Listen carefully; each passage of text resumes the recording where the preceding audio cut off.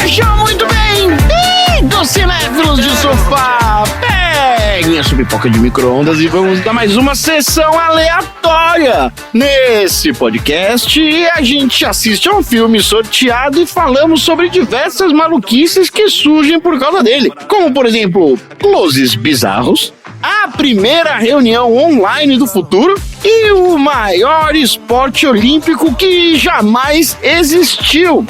Eu sou o Tonzeira e Dudu. Qual é a sua posição favorita no rollerball? No rollerball. Posição favorita?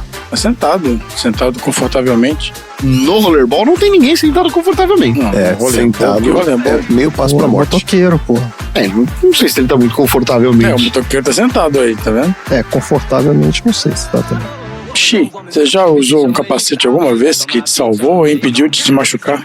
Então, depende do que a gente considera salvar, porque... Não impediu de machucar. Na verdade, quando você bate de moto, por exemplo, o capacete é só pra não fazer muito estrago, mas não sei se te salva. De bicicleta, o capacete também é só pra, né, dar uma... Pra você não bater a cabeça passando embaixo de uma árvore ou coisa e tal, mas também se no caso de uma batida ou um acidente, provavelmente não vai te proteger. Então, esses são os dois únicos que eu usei. Mas lembrei de uma vez que eu trabalhei no Japão, que caiu uma corrente na minha cabeça. Eu tava ajoelhado fazendo alguma coisa no chão e o cara tava na parte de cima. Ele tava pondo uma corrente lá eu trabalhava uma fundição. E o cara tava mexendo, recolhendo correntes, colocando num balde. E o balde tava cheio, ele colocou a última corrente em cima, ela escorregou. Caiu lá do primeiro andar na minha cabeça. E eu tava de capacete. Caramba. E aí? Então, mas pegou meio de lado, assim, sabe? Mas te derrubou? Alguma coisa assim? Não, só meu amigo, mas deu aquele tabefe na parte da frente do capacete, minha cabeça foi, mas assim, pegou de raspão. Cacete. Mas se não tivesse o capacete, podia ter aberto um rasgo ali na minha testa. Poderia machucado. Isso aí. Ô, André, se você tivesse que apagar uma década da sua vida, qual você escolheria? Ai, cara, apagar uma década? Complicado, não precisa ser fechado, tá? Tipo, meus 20, meus 30. Pode ser de 25 a 35, por exemplo. Pois é. Eu não sei, eu acho complicado apagar.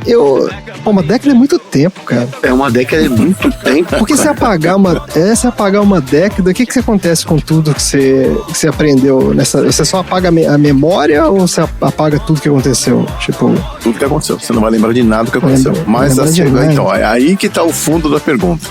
Não tem como mexer na sua vida, né? Não tem, cara. Não tem mesmo. Porque é tudo uma sequência de eventos que acabam influenciando os próximos, né? Então... Exatamente. Se você tira alguma coisa, sei lá, perdeu alguma coisa. Você interfere diretamente no futuro. Eu tô pensando se poderia, de repente, apagar a primeira década, porque você não lembra direito, né? Mas eu lembro de muita coisa de quando era criança, pequenininha. Já é naturalmente apagada. Pô, maneiríssimo. Do 0 aos 10, nossa, tem muita coisa maneira. Acho que é a melhor fase da vida, inclusive, que você não tem responsabilidade nenhuma, né? Não precisa fazer nada. Exato. Mas alguém lembra de alguma coisa? Eu lembro de poucas coisas quando eu tinha 9 ou 8 anos, acho. Não, eu lembro de muita coisa. Eu lembro a partir dos 6. Só dos 6? Eu lembro de flashes até de antes 4, disso. 5, 3, 4 segundos, não. Mas quando você chegar na minha idade, vai apagar mais. Calma aí. Agora começa vai limpando o caixa. Fase de ir apagando. A memória cheia, né? Vai limpando a antiga pra colocar tem que apagar algumas coisas pra poder lembrar das outras. Tá bom. Ô Tom, você que é um esportista, você que é o nosso representante aí no mundo dos esportes, qual foi o esporte mais radical que você já praticou? Pô, vale um curto espaço de tempo. Vale, qualquer coisa. Vale. Eu acho que foi skate. Você praticou, não praticou? Então acho que foi skate. Skate? Ele subiu, caiu e acabou. Exatamente. O do skate foi exatamente isso. Assim, acho que foi uma semana. Os amigos meus estavam alucinados por causa do Tony Hawk. Todo mundo teve essa fase. Eu queria todo mundo andar de skate. Eu levei um rola que eu bati o joelho e eu vi estrela. Eu falei, isso não é pra mim. Isso não é pra mim. Nas Olimpíadas agora, né, que tinha um monte de gente fazendo umas coisas super maneiras e tal. Eu falei, se eu não tivesse desistido, Eu poderia estar entre eles. Você tava lá, né? Pô, eu Mas já até porque- tinha feito 24 anos já. Até porque esse negócio do skate da Olimpíada é o seguinte: os caras erram 20 manobras e acertam uma. Aí aquela uma que o cara acertou, ele ganha medalha de ouro. É ouro. É. Os caras se arrebentam o tempo todo. É só capote. mas a vida no É skate só é isso, capote. né? É só capote. Dureza, Eu não sei mas como eles conseguem. Acho que esse foi o mais radical de todos. tá bom. Então é isso. Vamos dar um top socão na nuca em quem pegar todos os pedaços de bacon da nossa pipoca.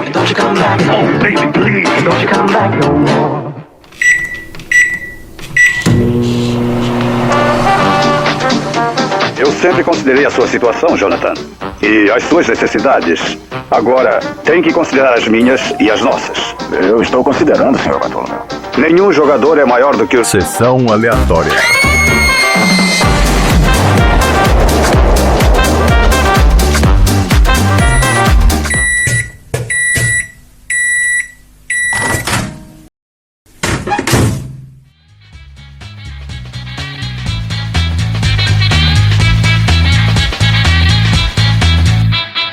Muito bem, começando mais um episódio do Sessão Aleatória, podcast mais patinador da Baixa Podosfera. Seu podcast sobre filmes e assuntos aleatórios preferido dos astros do esporte que precisam viajar para um país diferente só para ler um livro. E aqui no Sessão Aleatória nós já falamos de alguns esportistas célebres, como o Wilt Chamberlain, uma das lendas do basquete mundial. É isso aí. No episódio 111, né, do filme Pat Adams. E já falamos sobre vários livros célebres também. Por enquanto, você ainda não precisa sair do país para ler, né? Como o livro 1984. Nós falamos no episódio 32 do filme Exterminador do Futuro. Todos esses assuntos maravilhosos nos episódios anteriores do Sessão Aleatória. O filme de hoje é Rollerball, Os Gladiadores do Futuro, uma polêmica ficção científica dos anos 70, que talvez seja muito mais atual do que a gente gostaria que fosse, viu?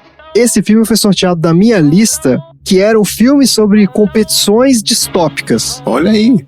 Aí tinha esse Rollerball, tinha o Sobrevivente, filme do Schwarzenegger. Nossa, esse é maravilhoso. Esse tá no Mega Blaster aí, vai É aparecer. maravilhoso, eu vi quando era criança, cara. Eu não lembro de nada desse É filme. maravilhoso Sub-Zero. quando você é criança, exatamente. É, exato. Eu acho que ele é Tinha maravilhoso Sub-Zero. quando você é criança. Ó, tinha o Cubo, que eu não assisti, mas eu acho que ele é tipo um negócio de jogo também. Então foi meio no chute isso aqui. E o Battle Royale, que é um filme também japonês aí sobre uma competição maluca das crianças na escola e tal. Então desses eu só conhecia o Sobrevivente mesmo. Então, né, qualquer um que saísse aqui eu ia ficar feliz. Aí saiu esse Rollerball, então vamos falar do filme.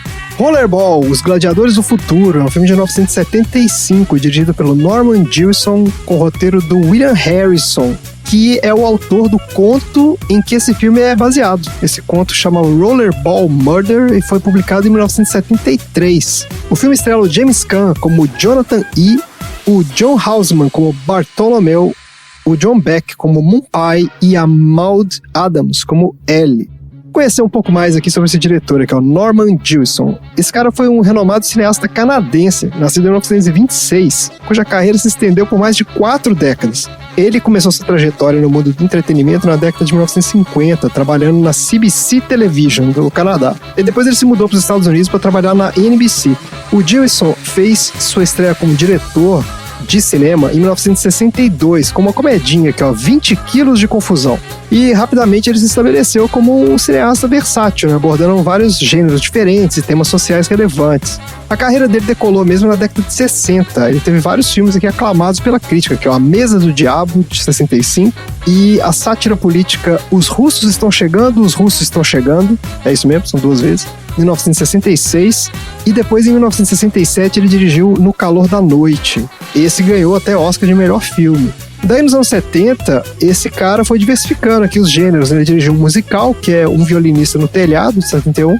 Ele fez a adaptação para o cinema da ópera rock Jesus Christ Superstar, de 73. Isso era um musical da Broadway famoso também, né? Esse cara adaptou para o cinema. Foi um grande sucesso de público. Daí ele dirigiu esse Rollerball, que a gente vai falar mais hoje, 75. E outros filmes importantes dele aqui foram A História de um Soldado, de 84. A comédia romântica Feitiço da Lua, de 87. Esse ganhou prêmio no Opa! Festival de Berlim e tal. Olha aí. Baldinho mega aleatório. Ah, é? Você gosta do Feitiço da Lua? Feitiço da Lua com o Nicolas Cage e a Cher. Tá ótimo, vamos colocar lá no nosso baldinho. E ele dirigiu também aqui o Hurricane, o Furacão, de 99, que é um filme com o Denzel, né? Denzel Washington, faz papel de um lutador de boxe, se eu não me engano. Daí, ao longo da sua carreira, o Gibson recebeu várias honrarias, incluindo 7 indicações ao Oscar e um Oscar honorário pelo conjunto da obra, em 1999. Ele também foi reconhecido no Canadá, recebendo a Ordem do Canadá e fundando o Canadian Film Center, em 1988. Ele faleceu em janeiro de 2024, esse ano, aos 97 anos de idade. Então nós vamos pro nosso quadro Viu Não Viu, onde a gente fala de alguns trabalhos que a gente viu e outros que a gente nunca ouviu falar das estrelas desse filme. Você viu ou não viu? Eu vou falar da grande estrela do filme, né? O James Edmund Caan. Esse cara nasceu em 1940 em Nova York e foi para a faculdade, para a Universidade Estadual de Michigan, para estudar economia e também jogava futebol americano. Só que depois ele se transferiu para a Universidade Hofstra, em Nova York. E lá ele começou a se interessar por atuação. Daí ele se matriculou numa escola de atuação, né, o Neighborhood Playhouse School of Theatre, nossa senhora, Nova York, onde ele estudou por 5 anos para se tornar um ator profissional. Daí a carreira dele começou nos anos 60, ele fez participações em séries de TV e no cinema o primeiro papel dele foi uma ponta no filme chamado Irma La Douce, de 63. Daí depois ele contracenou com o John Wayne em Eldorado, de 66, e tem uns outros filmes aqui da década de 60, mas o grande salto na carreira dele foi na atuação para um filme para TV chamado Glória e Derrota, de 71. Daí ele ganhou uma indicação ao Emmy e foi aí que ele se cacifou pro grande papel da carreira dele, que foi de Sonny Corleone, né? O poderoso chefão. Sim. Já falamos aqui no Sessão Aleatória. Esse papel rendeu a ele uma indicação ao Oscar e ao Globo de Ouro de melhor ator coadjuvante. E daí a carreira do cara decolou, né? Depois vieram vários filmes aqui em que ele foi protagonista, que ele foi o Jogador em 1974, depois teve esse Rollerball, teve o Profissão Ladrão de 81, e aí ele fez um hiato de 5 anos na carreira, voltando ativa em 1990. Também em filmes aclamados, aqui é o Louca Obsessão, de 1990, esse é um filmaço, vocês já viram? Um filme baseado no... Qual? Excelente. Do Stephen King. Do Stephen King, exatamente. Louca Obsessão é um escritor que sim. fica preso na casa de uma fã maluca. É, um filme excelente. Ele teve aqui ó, no Lua de Mel A3, de 92, Queima de Arquivo, de 96, esse aqui é com o Schwarzenegger, né? Ah, é? Eu não lembro se é bom esse filme. Queima de Arquivo? Não Vocês lembro. viram esse? Não lembro. Eu não lembro dele no filme. Não lembro do filme. Esse aqui já é filme já é aquela fase do Schwarzenegger meio que, né? Já embaixo. Daí, nos últimos anos da carreira, o James Caan teve bastante sucesso na TV aqui. Ele foi protagonista de uma série chamada Las Vegas. Vocês viram isso aqui? Não sabia, não. Você pulou aí um filme importantíssimo na carreira do James Caan. Qual foi? Um Duende de Nova York, o melhor filme de Natal de todos os tempos. Ah, mas é porque esse é o filme. Oh, poxa. É que você... Espelhou ele molhar o bico, porque ele ia falar do não viu, exatamente, né? o Chile esperto. Esse então é o filme que a gente corta tudo não aí. viu, Chi. Esse A gente não viu, mas o Chi viu. O Chi viu, um Duende de Nova York, 2003. Conta aí pra gente, então, qual é desse filme, Chi? Você que é um... Não, é com o Will Ferrell, né? Que ele na verdade, é uma criança que foi... Eu não lembro se ele foi abandonado, o que aconteceu, que ele foi resgatado pelos elfos do Papai Noel. Ele foi criado como elfo, então ele trabalha na fábrica de brinquedos do Papai Noel. E aí ele decide viajar pra Nova York pra encontrar o pai verdadeiro dele, que é o James Caan. Esse filme é maravilhoso. Tem a Zoe Deschanel, tem vários atores bons aí, muito legal. Deve ser maravilhoso mesmo. Que pena que você gastou seu baldinho Mega Blaster já, hein? Mas eu mencionei também, né? Não ia dar pra fazer. Não, mas aqui, ó, a sinopse do IMDb é o seguinte. Após descobrir que ele é um humano, um homem criado como elfo no Polo Norte decide viajar para Nova York para localizar seu verdadeiro pai. Então é exatamente o que você falou. Aí, tá perfeito aqui ó, a sinopse do filme. Olha aqui, ó, o último trabalho do James Caan foi um filme chamado Fast Charlie, 2023, com o Pierce Brosnan e a Morena Baccarin. Só que o filme foi lançado já após o falecimento dele. Ele faleceu em julho de 2022, aos 82 anos de idade. Não é só. Não sabia também. Bom, vamos lá então. A sinopse do IMDb do Rollerball, Os Gladiadores do Futuro. Esse subtítulo é muito anos 70, 80, né? Todo filme tinha que ter um subtítulo. Subtítulo pra chamar o Guerreiros público, da né? Noite. Que Rollerball. Exatamente, sempre tem que ser, né? E é porque é difícil traduzir também, porque o Rollerball, como é que você... Não tem não tem tradução pra isso, né? O cara tem que inventar um nome qualquer. É o nome do jogo. É o nome do jogo, pois é. Exato. Aqui, ó, em um futuro controlado pela empresa, um esporte ultraviolento conhecido como rollerball representa um mundo e um dos seus poderosos atletas quer desafiar aqueles que o querem fora do jogo. É isso aí, né? Tá dentro. É isso, né? Tanto literal quanto... É porque tem muitas camadas o filme, né? Então acho que... Tem muitas camadas. A história em si, ela é simplesinha. A minha sinopse também não ficou muito maior que isso aqui, não. Aqui, ó, num futuro distópico onde as corporações substituíram os estados nacionais, o Jonathan E. é o maior ídolo do violento esporte rollerball, que é uma combinação de patinação e pancadaria, né? Basicamente é isso, que mantém as massas entretidas. Daí, após uma brutal partida em que seu time se classifica para a semifinal do campeonato, o Jonathan é chamado para uma reunião com um dos executivos da corporação que controla o jogo, onde ele recebe a ordem de se aposentar, né? Sem nenhuma explicação. Confuso, o Jonathan passa a usar todo o seu prestígio e contatos para tentar reverter a decisão da companhia e começa a questionar toda a estrutura social estabelecida pela classe dominante. E é isso o filme, né? Mas é isso, né, Chico? Tem muitas camadas. Então, fala pra gente aí, você já tinha visto esse filme? Olha, eu vi, mas é claro que eu vi há muito tempo, era muito jovem, eu não entendi absolutamente nada, não vi camada nenhuma, eu só vi a pancadaria e o patins, que na época, todo mundo queria andar de patins, né? Então... Mas por causa do filme ou foi... Não, foi antes. Já era uma moda de patins não, né? que tava rolando. No final dos anos 70, tinha episódio dos Chips com o Poncherello e o John Baker andando de patins, tinha toda, né, uma febre lá nos Estados Unidos, que eu acho que foi até o final de 82, mais ou menos, ainda tava... Patimania. Total. Que depois voltou nos anos 90, né? Que abrindo pistas de patinação aqui em São Paulo, pelo menos, quando surgiu aquele patins inline. Isso. Mas na época foi uma febre. Eu não entendi absolutamente nada, né? Obviamente, eu só vi a pancadaria. As coisas são cíclicas, né? Isso aí sempre... Aqui perto de casa tem um. Tem o quê? Ainda tem? Um patinho inline? Aquele lugar que tem os bailinhos, que você pode dançar e tal, e andar de patins ao redor do ringue. Então você pode juntar sua galera e fazer uma partida de rollerball aí com eles. Então precisa ver se eles deixam entrar com uma moto. Talvez tenha que adaptar pra... Mas se você conversar com o jeitinho, talvez eles dê. Mas e aí, Chico? Então, na época eu não entendi absolutamente nada. Assistindo agora, eu comecei a perceber, tipo, a primeira premissa do filme já é interessante, né? Do tipo, as corporações acabaram com a fome e a miséria no mundo. Falei, opa, como assim? Qual que é o preço você pagar por isso, né? E aí você descobre que o preço é você viver feito um zumbi, né? Que você não tem ganância, não pode querer nada, não pode ter ambições. Você não tem individualidade, né? Eles não... Exato. Meio que essa coisa. Liberdade individual. Então, e aí eu fiquei mais interessado nessa parte do que na parte... Na verdade, eu lembrava que era muito mais rápido, muito mais interessante, né? Mas revendo agora, achei bem tosco. Você acha tosco que é a cena do rollerball? De patinação. Na minha cabeça era uma coisa muito mais assim... Nossa. Porra, excepcional, né? Eu lembro de cenas de gente voando, assim, sabe? Da pancada que levou. E na verdade só tem aquela cena da moto e o cara sai voando, que é bem tosca também, cara. Não é? Assim, na minha mente era muito mais legal. Eu também achei. Tá certo. E você, Dudu, já tinha visto esse?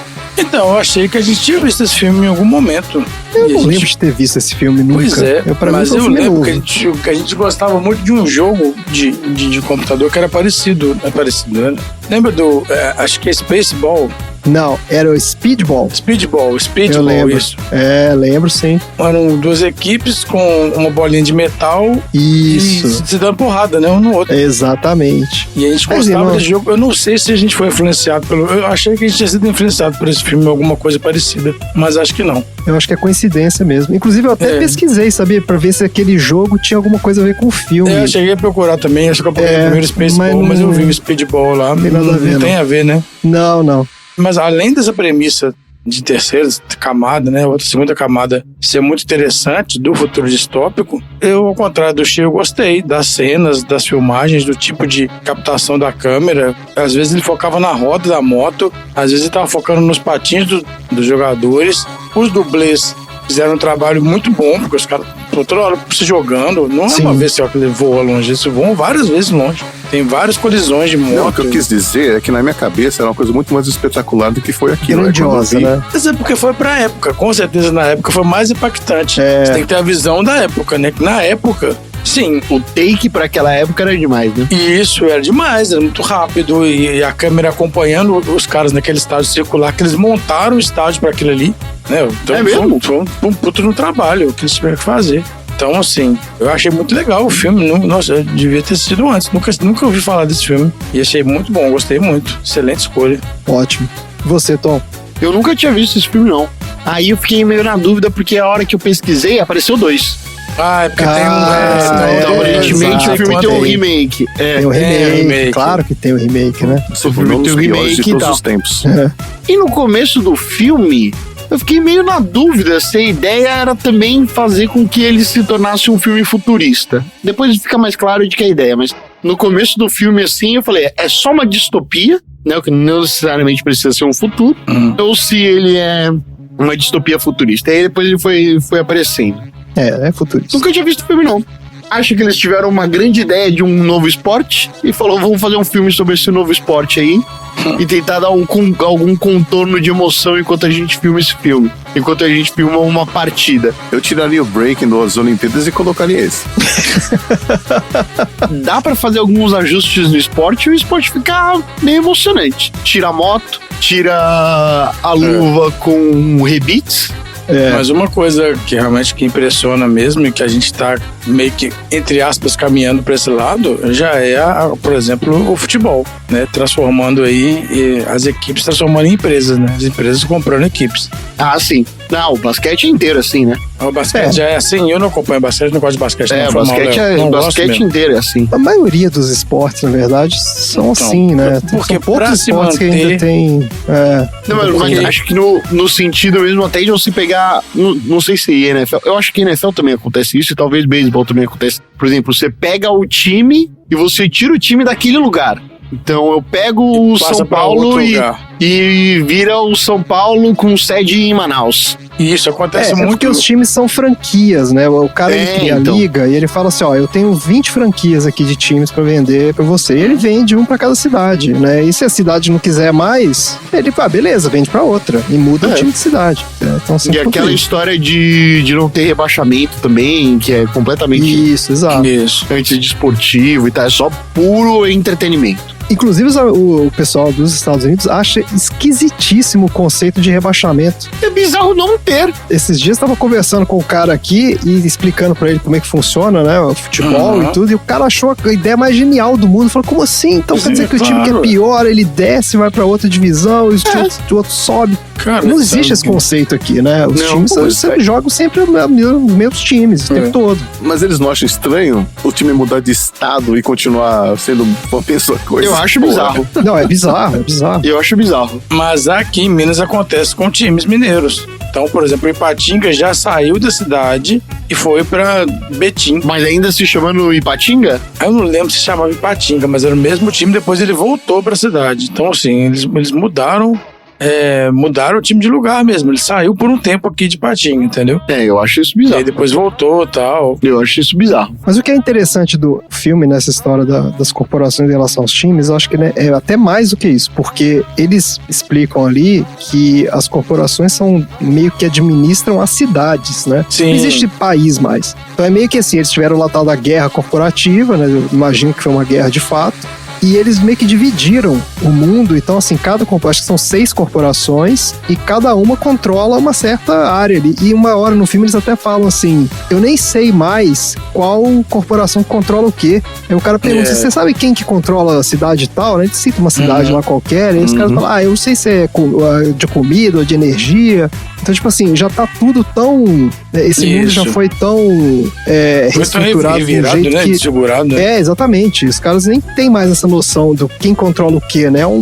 É a corporação. A corporação controla tudo, no Isso. fim das contas. É uma ideia muito interessante. Eles citam alguns, né? Tem Houston, não sei por que. É, o time cargas dele d'água. era o Houston e a Tem corporação Nova dele York, que é o da Fult. final, Isso. o Tóquio, e uma cidade que é estabelecida também é Genebra, né? Então tem 5 ali que são... Genebra, aí fala Madrid, né? A primeira que eles jogam também, não é? é Madrid, então. Tem Madrid também.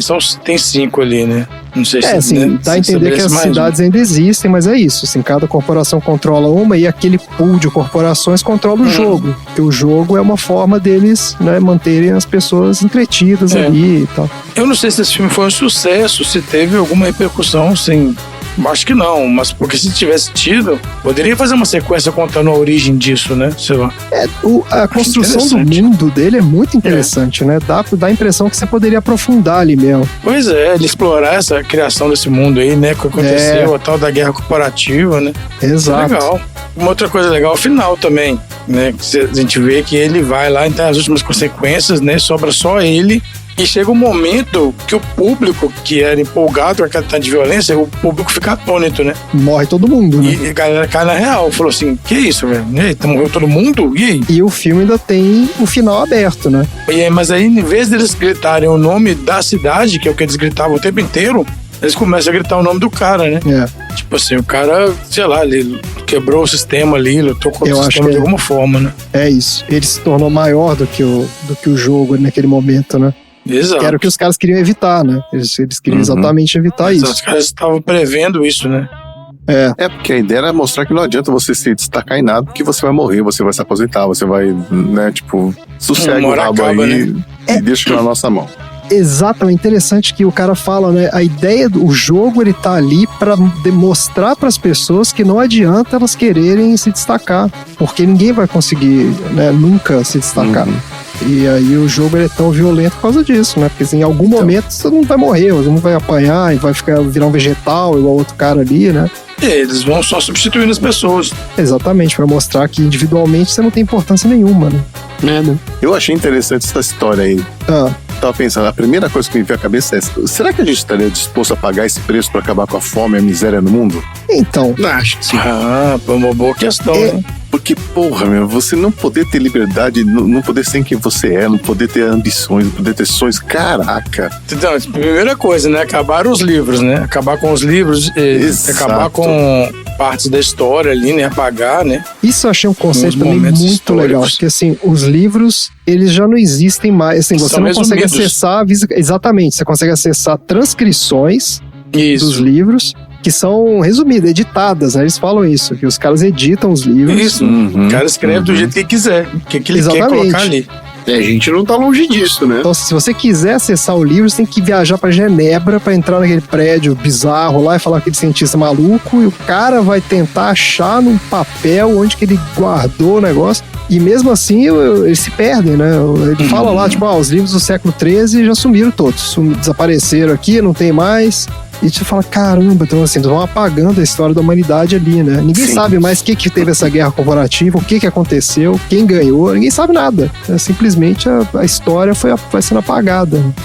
E o conceito que ele fala, aquele computador maluco também, que meio que explica por quê, né? Ele fala que os executivos da corporação são as pessoas que têm o poder porque eles têm o conhecimento, né? Conhecimento é poder. Isso. E por isso que o conhecimento não é compartilhado. E eles moldam do jeito que eles quiserem.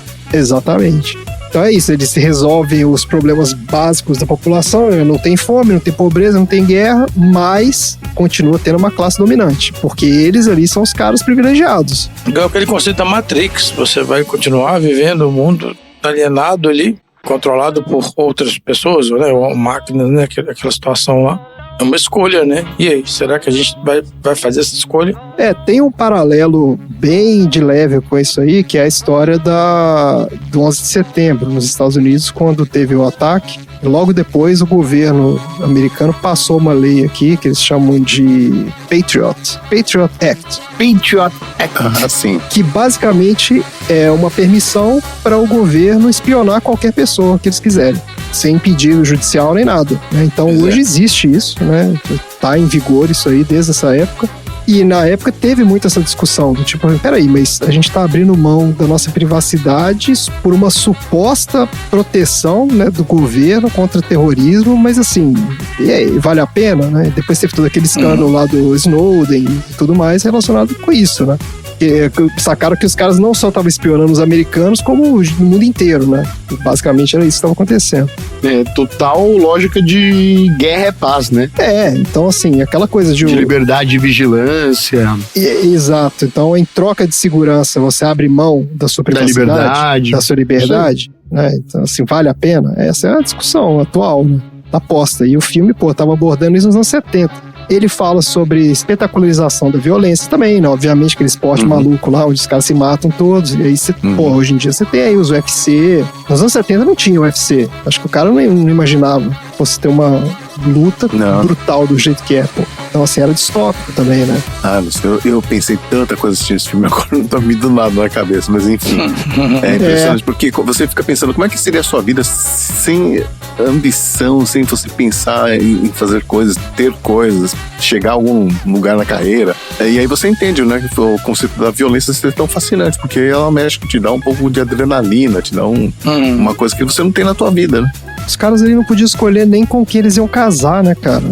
Era tudo a corporação que decide, então... Ali, ainda tem essa coisa misógina também, né? Que os executivos são todos homens, não os velhos. E as mulheres todas são meio que esposas deles, né?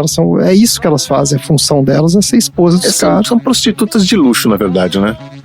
E aí você tem a sua mulher ali, mas você chegou em casa e cansou dela, você liga pra empresa e fala, troca aqui pra mim, já cansei. Aí você chega de noite e tem outra. Você fala, caramba, cara. É um filme bem interessante mesmo, eu também nunca tinha visto, eu gostei muito dessas camadas, eu acho que eu concordo um pouco com o Chique, as cenas de rollerball mesmo, eu também achei tecnicamente, elas são, você vê que teve um esforço ali pra filmar, deve ter sido super difícil filmar aquelas cenas ali. Porém, eu achei que elas são meio desconectadas do resto do filme. Eu achei muito mais interessante a história da discussão sobre o mundo ali do que o pau quebrando no rollerball. Eu achei as cenas muito longas, assim, é meio chato. Chegou a hora que enche o saco ali. Mas eu entendo que, tecnicamente, foi, uma grande conquista. Os caras terem conseguido filmar isso. Mas eu acho que o filme é mais interessante pelo mundo que ele constrói do que pela história em si, né? Do Jonathan ali, do pau quebrando.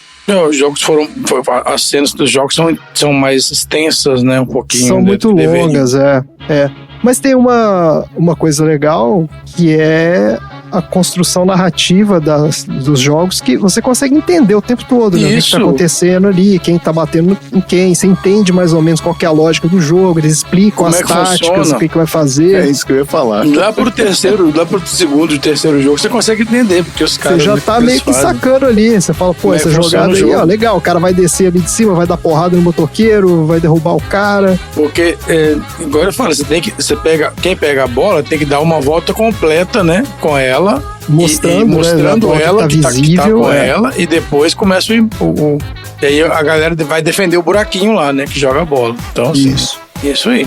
E a coisa das regras que vão mudando também, né? Isso eu achei muito legal também, que é pra demonstrar o domínio total da empresa, né? O poder deles, Tipo, eles mudam a regra de um jogo pro outro. Esse esporte tá chato, muda a regra e deixa os caras se matarem lá.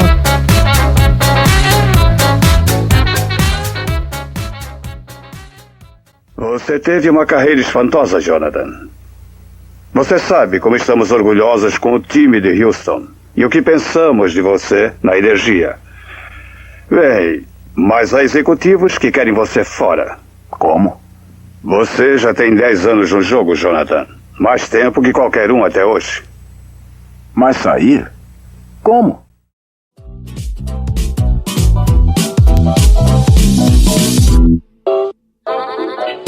Vamos falar um pouco de histórias de produção desse filme aqui, ó. Tem algumas coisinhas aqui. O filme é baseado num conto de ficção científica, né? Eu comentei sobre isso, chama Rollerball Murder. Inclusive eu li o conto, é curtinho, e é exatamente a história do filme. É muito bem adaptado.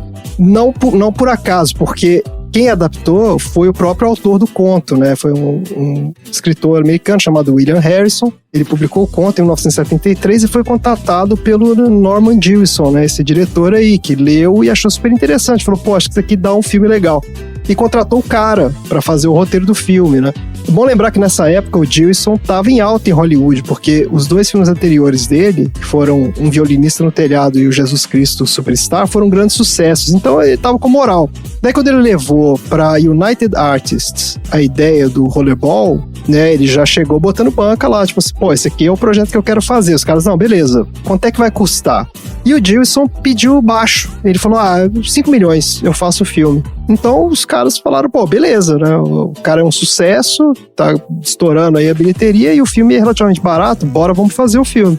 Daí o Gilson, então, trouxe lá o autor do conto, né, o William Harrison, para adaptar o roteiro, e de cara ele decidiu que queria o James Caan pro papel do Jonathan. Ele diz numa entrevista aqui que o Caan era um dos poucos atores que combinavam o físico atlético com uma sensibilidade artística para papéis complexos. Você vê que físico atlético, né, cara, nessa época, era o Sony, né, cara? Tipo, ele era o cara marombado da época, né, cara? Não é igual hoje em dia que, pô... Exatamente. Mas na época Semicalvo, né, o cara... Semicalvo, pois é, Na pô. época não era músculo, gente. Foi aquilo que eu falei no Blade Runner, que o vilãozão é pra ser um cara Rasgado. gigantesco, né? Aham. E o gigantesco da época é um cara só definido, né? É, exato. Não tinha um The Rock, né, cara? Não tinha um...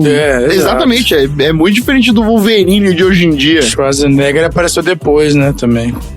Não. Naquela época que contava era o peito cabeludo, gente. E eu acho que os atores não iam tomar bomba só pra fazer um filme, né? Diferente de hoje em dia. Não tinha... Talvez estivesse começando coisa de bomba. Acho que não tinha essa coisa também de ter que ter o corpo, né, escultural e tal. Não, o cara era um bom ator, o cara é bom ator, pô, é isso.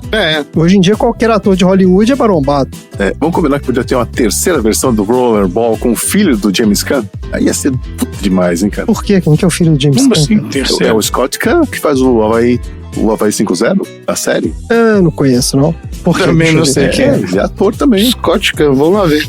Ele até parece com o James Caan, né? Lembra? Sim. Só que ele faz mais tipo canastrão mesmo. É. Igual o pai dele?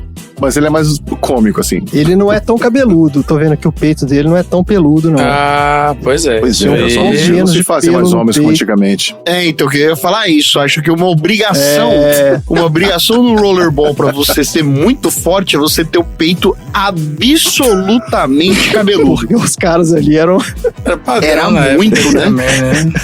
Não. Era aqui, muito. Ramos de camurça seria o ali, né? líder do São Paulo Rollers. Bom, Daqueles que você usa camisa social e ainda sai pelo pescoço, hein? É muito pelo, cara. E as camisas abertas, né? Até no umbigo, né? O cara Não, andando, pois é. mostrando o peitoral ali. E aqui, ó, o diretor aqui, o Gilson, fala também que o James Caan nunca tinha patinado na vida, né? Então ele teve que passar por um treinamento intenso pra fazer o papel. E ele fez mesmo, todas as cenas de patinação ali, ele fez, né, as cenas de dublê dele mesmo.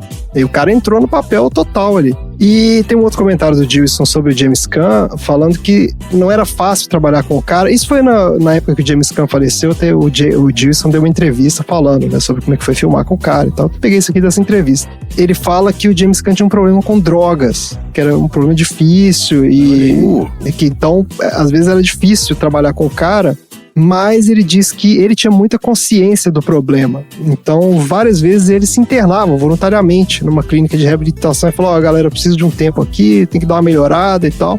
E aí, ficava um tempo, melhorava, voltava, mas ele falou que, o cara lutou com isso a vida toda, né?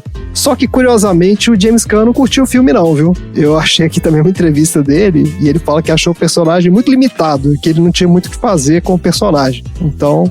fica aí esse... Você falou aí das drogas, no filme eles tomam drogas também, né? Também, né? Todo mundo. Todo mundo. Assim. Tem uma droguinha ali. Não fica muito claro o que aquela droga faz, né? Dá a entender que ela é meio um alucinógeno ali, né? Eles falam, você vai sonhar e tal. A balinha house. A balinha, né? Tá todo mundo meio calibrado ali o tempo todo. Aqui, ó, sobre as filmagens desse filme aqui, tem uma curiosidade interessante aqui também. Os atores e a equipe técnica tiveram que aprender a jogar o tal do rollerball, porque os caras, eles tinham um livro de regra. Os caras fizeram a história, o negócio na vera mesmo. E entre as filmagens, a galera ficou tão empolgada que eles começaram a jogar entre eles. Os atores, com o pessoal lá da produção e tal. Você tá O paramentado. diretor que ficava apavorado, que falou, pô, esses caras vão se arrebentar aí, né? Tipo, vai acabar com o meu Era filme. tudo dublê, né? Os caras tudo Dublê, empolgadaço. exatamente, né? E eles ficavam ali jogando, tipo, bolando aquelas táticas malucas, né? Tipo, pega o cara da moto, não sei o que, dá uma porrada aqui no pescoço.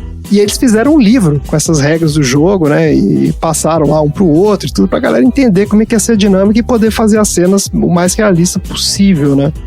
E aí, curiosamente também, esse foi o primeiro filme de Hollywood que deu crédito pros dublês. Nos créditos finais do filme lá. É verdade. Porque vi isso até aí. então o dublê era o cara que, pô, você paga o cara pra ir lá fazer o esquema dele e boa, entendeu? Se dane, dá crédito pra dublê. E nesse filme não, como a galera ali trabalhou pra caramba e tudo, os dublês fazem, né, boa parte do filme, né? Então eles tiveram essa sensibilidade aí de dar crédito pros caras. Bom, e qual foi o resultado, então, do filme? Ó, isso aqui é interessante. O Rollerball foi lançado em junho de 1975 e foi um grande sucesso de bilheteria. Ele rendeu mais de 30 milhões de dólares na bilheteria. Lembra que o custo de produção foi 5 milhões, né? Só que boa parte desse faturamento foi na Europa, onde o filme fez muito mais sucesso do que nos Estados Unidos. E aí, segundo o diretor, o problema foi que nos Estados Unidos a galera ficou muito focada na coisa da violência, né? O filme ficou marcado como um espetáculo de violência gratuita. Pô, é muita violência, o filme todo mundo se arrebenta, igual o Xi vendo o filme lá, né? A galera ficou vidrada no pau quebrando. Enquanto na Europa, ele disse que o pessoal entendeu a temática do filme, né? A crítica social e tal. A galera gostou justamente da coisa da construção do mundo e tal. Então o filme foi muito melhor na bilheteria. E aí, provando que o pessoal dos Estados Unidos não entendeu nada, o Jewison ainda conta que recebeu vários contatos de empresários que queriam comprar os direitos do negócio pra fazer a liga de rollerball na vida real. Eu vi isso. Os caras queriam fazer o negócio. Que maluquice, cara. Tom ia embarcar nessa aí, ó. O Tom adorou. tentar. E ele fala que achou isso um absurdo, né? Ele falou, pô, essa galera não entendeu porra nenhuma. Os caras Nossa, velho. Que maluquice é essa de fazer, né? Ele queria justamente falar, pô, não dá pra você ter um esporte desse jeito, né? E os caras, pô, acharam a coisa mais genial do mundo. E pra finalizar aqui, ó, o tal do remake. O remake que o Tom comentou aí, ó, Rollerball, 2002. Só que o diretor desse filme é interessante, que é o John McTiernan, que é o cara que fez o Predador, de 87, e o Duro de Matar, de 88. Né? Então é um diretor foda de filme de ação. Só que o filme foi um fracasso completo, né? De público e de crítica. Remake é muito difícil, velho. Muito difícil dar certo. Difícil demais. A gente não sabe se o filme também foi mais pelo lado, né, da pancadaria, ou se eles realmente adaptaram essa história do mundo. A única coisa boa que fala do remake é que eles incluíram as mulheres com mais força ali. Então tinha time de mulher, time feminino e tal. Ah, tá bom. Então, as mulheres na sociedade tinham mais presença ali. Não era só aquela questão do objeto, né? Objetificação. Certo. Mas a única coisa que eu ouvi falar boa desse filme também, eu não vi nem nada. Mas é o que eu falo, pra mim tinha que ter uma sequência, mostrando ali a base daquela sociedade ali, a história daquilo ali, que seria muito mais interessante. Pois é. Eu até achei aqui uma declaração do autor lá do primeiro filme, né, que foi o roteirista também, o William Harrison, e ele fala que não viu e nem vai ver essa segunda versão do filme. Caraca, que mijada. Claro, tá certo. Só vender os direitos e pronto, tomei. Eu fui ver, falei, pô, será que ele foi envolvido no filme? Não, ele não foi envolvido no filme, ele não viu e achou uma merda assim mesmo. Porque eu sei que esse John McTiernan, ele passou um ano preso por causa desse filme aí. Que isso? O que foi? Sério mesmo? Quem passou um ano sério? preso? Eu não entendi por que ele foi preso, mas ele... O diretor? O John McTiernan ficou um ano preso, porque eu não sei se ele teve uma treta com alguém da produção, mas assim, ele acabou sendo julgado, foi preso, ficou um ano na cadeia. Eu não sei o que foi exatamente que ele fez, mas por causa desse filme aí. Deve ter sediado alguma mulher, né? Não, acho que não era isso, não era um problema com o produtor, diretamente com o produtor. Eu não lembro direito, eu vi uma notícia na época e falei, caraca, mas... Nossa, cara, aqui ó, achei aqui a história é muito bizarra. Ele foi preso por mentir pro FBI durante uma investigação de um detetive particular sobre escuta ilegal. Parece que ele contratou um cara pra botar uma escuta num produtor do filme, que ele tava lá tretando com o cara, e ele contratou um detetive particular e o cara fez uma escuta nesse produtor, deve ser pra, né, ver se desenterrava alguma merda do cara. E aí esse produtor descobriu, denunciou o cara pro FBI. Aí ele foi lá depor no FBI e falou que não tinha nada, depois acharam as provas, então o cara foi preso porque mentiu pro FBI. Nossa. Olha aí, ficou 12 meses preso em 2010. Meu Deus, cara. E ele continuou trabalhando depois disso? Sei lá, cara. Vamos ver aqui. doideira John essa McTiernan. história, Que história maluca, cara. Ele parou, cara. Parece que foi o último filme dele, viu? Acabou a carreira do Porra, cara. caralho, Nossa, cara. Acabou com a carreira do cara. É isso mesmo, cara. Ele fez o Rollerball 2002, depois tem um outro aqui, Violação de Conduta 2003, mas só, acabou. Não foi mais nada. Mais uma camada pra esse filme. Mais uma camada pro filme. O filme acabou com a carreira do cara do Predador. Vamos ver se saem desses outros filmes aí do John McTiernan e a gente conta a história dele. Você viu o negócio deles fazerem o estádio ou não? De fazer o estádio, não vi não. Conta aí, qual é a história? Eu vi que ele realmente estudou alguns estádios e aí ele viu alguns estádios, acho que olímpicos, não sei se na Alemanha, alguma coisa assim, e eles realmente construíram o estádio pra fazer o filme. Eu achei que tinha... Porque tem aquelas pistas ovais de bicicleta, né? De ciclismo de velocidade. Eu imaginei que fosse alguma coisa daquele tipo lá. Eu vi alguma Então os coisa caras fizeram disso mesmo aí, a pista? viu? Acho que sim. Eu vi por alto. Tem que fazer, porque para levantar aquele túnel de entrada, só fazendo. Verdade. Tinha aquele pois é. túnel ali que eles Tem entram, né? algumas coisas que eles mesmos fizeram, né? E aquele pinball bizarro lá que solta aquela bola, né? Solta a bolinha, né? Maravilhoso.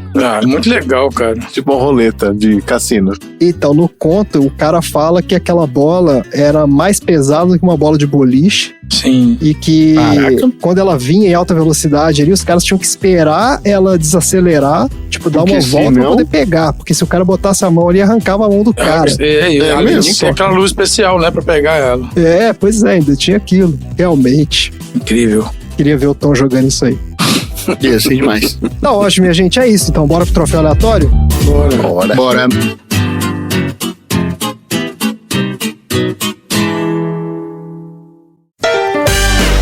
Troféu aleatório.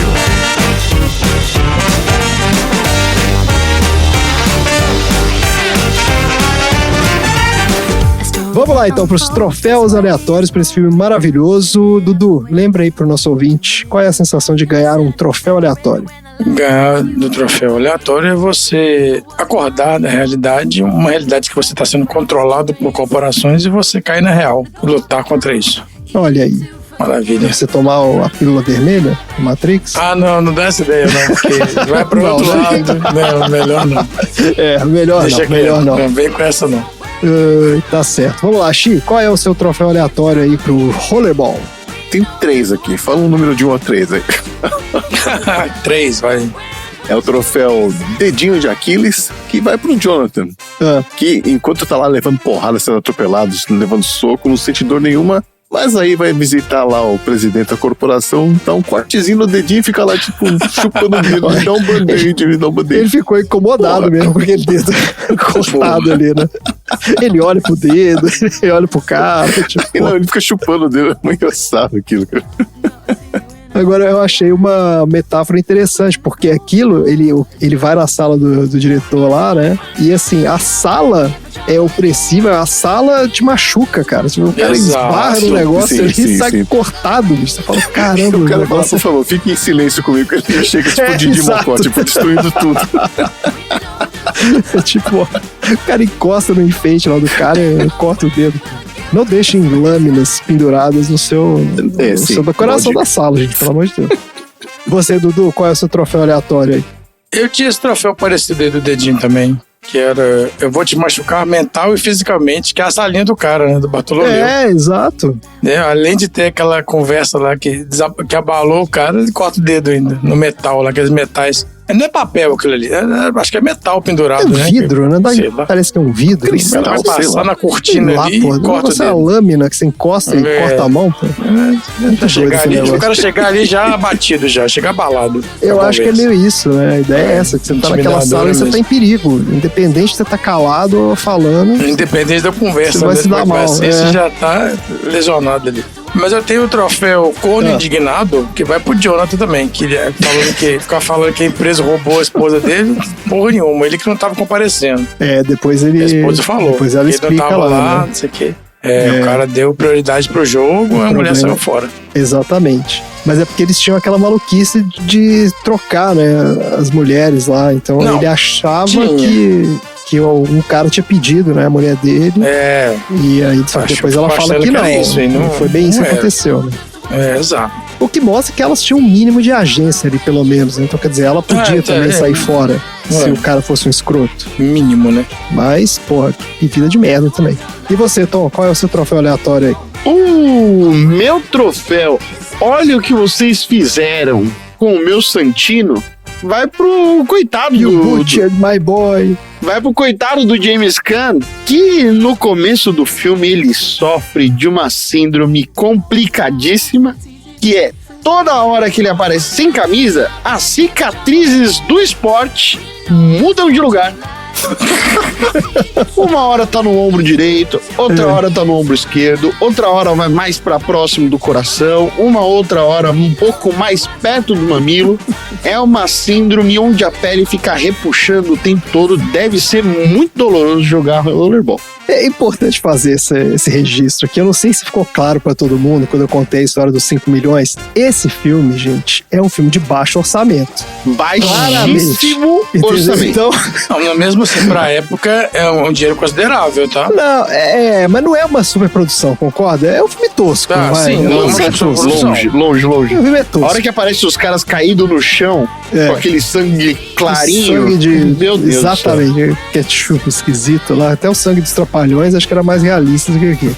Mas, assim, não tira, né, os méritos do filme. A história é A ideia legal. é boa. Mas a produção, realmente... Esse negócio da cicatriz, quando dá o close no cara, aí é foda. Porque aí você vai ver na televisão gigante 4K e fica tudo, né, na sua cara. Eu vi a versão remasterizada, me pegou demais por causa disso. A cicatriz, você vê ela o que colada, né? Você vê onde tá a cola da exatamente. cicatriz ali no rosto do cara. Você fala, pô, é foda, né? Tem que lembrar também que esse filme é de uma época que as pessoas jamais imaginariam que alguém ia poder assistir isso em casa fazendo pausa nessas cenas. Exato.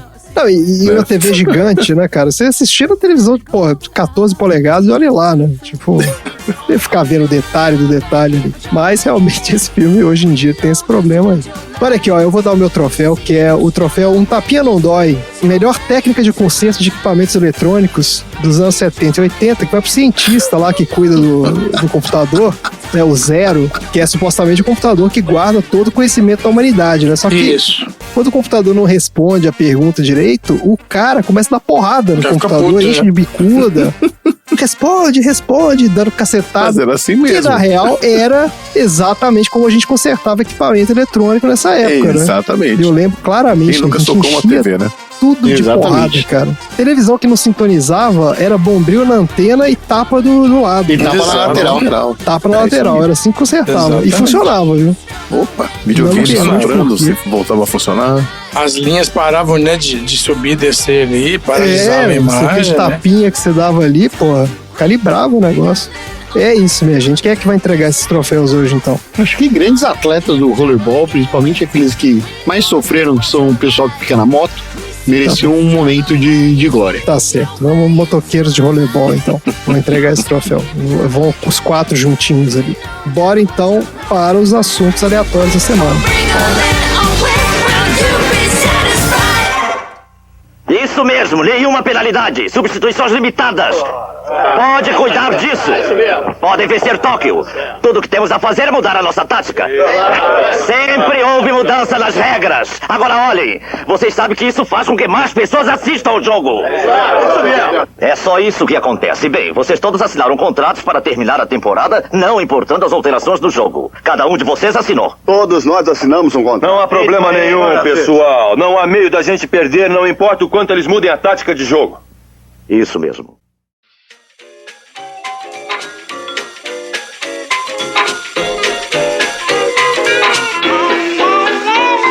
Vamos lá então.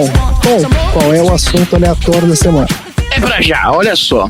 As corridas clandestinas, ou street racing, ou também racha, são mais do que um simples desafio ali de velocidade. Ele é um grande fenômeno social que reflete a busca incessante por adrenalina, contravenção e liberdade, muitas vezes por meio de um escape das pressões do dia a dia. E aí, ao longo dos anos, essas competições ilegais evoluíram de encontros improvisados para um movimento global, com suas próprias regras, com suas próprias culturas e com as suas próprias lendas. E hoje a gente vai falar um pouquinho mais da origem dessas corridas clandestinas e os seus principais tipos diferentes de modalidade ao longo da história. Tudo isso e muito mais na volta do Documentonzeira. Tá ótimo. Eu sou o Tonzera, o seu repórter. Documento Tonzera. E você, vem comigo.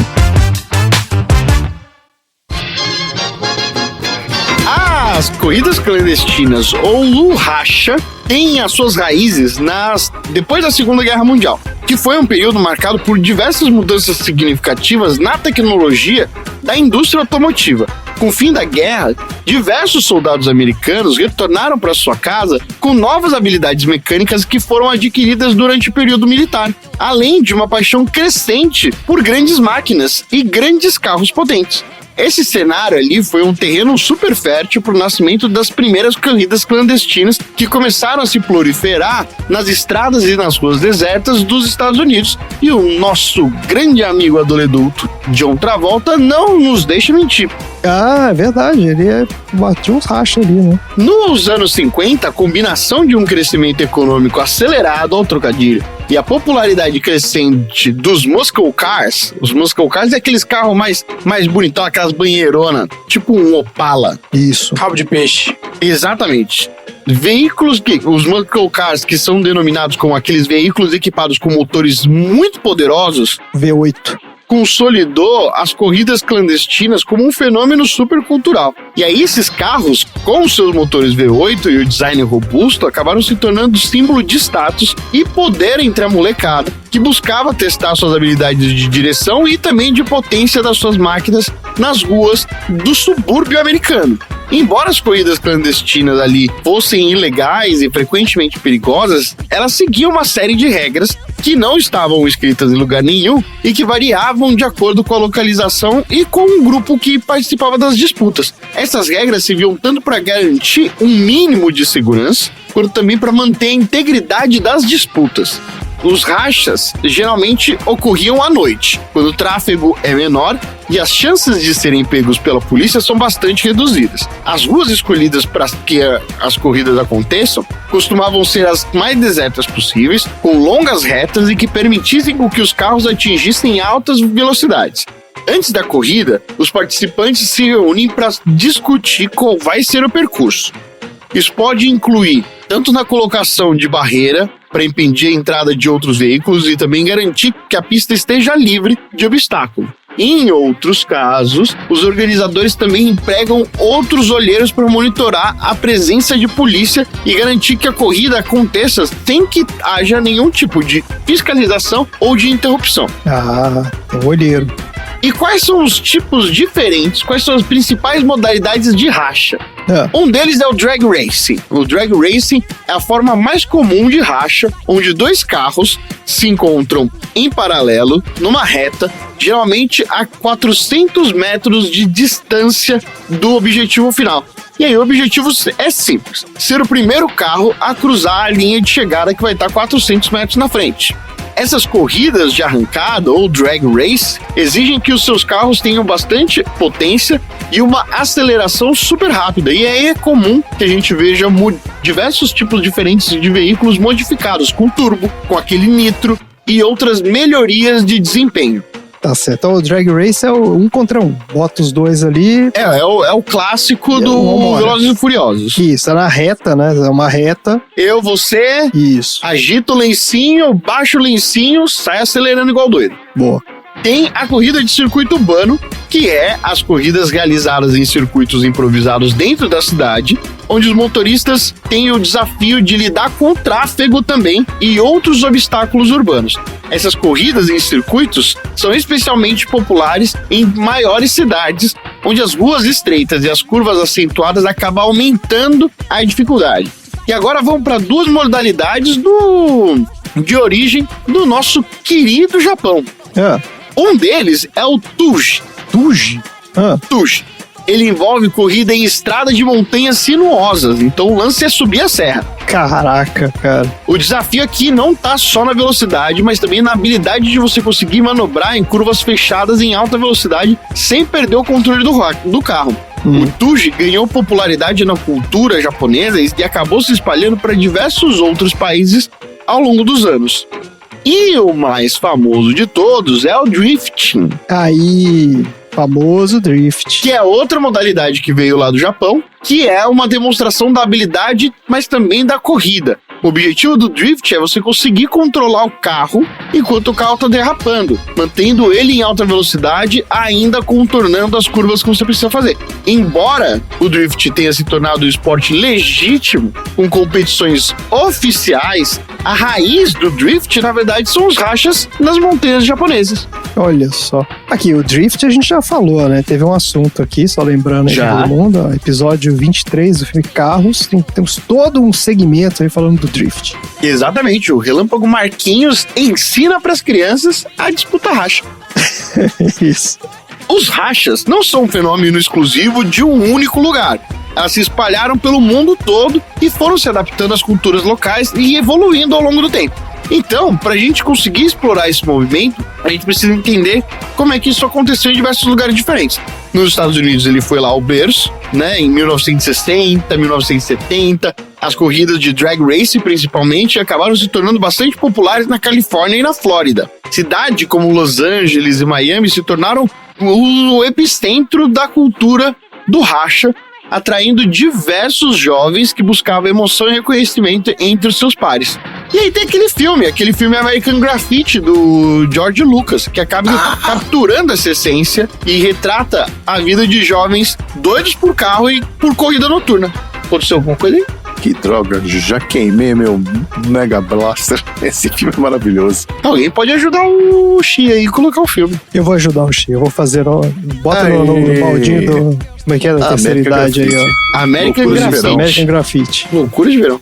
Tem aquilo que eu falei, que no Japão teve o Tuge e o Drifting. E outra contribuição significativa do Japão para a cultura do racha foi um piloto chamado Keiichi Tsuchiya, ou também conhecido como o Rei do Drift, que foi ele que começou com a técnica utilizada, mas aplicando as derrapagens, na verdade, nessas corridas de montanha, que é onde os pilotos conseguiam fazer essas curvas em alta velocidade, mas correndo grandes riscos de vida. Essa técnica acabou evoluindo para o esporte competitivo com a criação de um Grand Prix chamado Grand Prix D1 no início dos anos 2000. E o Japão ainda continua sendo super importante porque ele deu origem a uma rica cultura de modificação nos carros.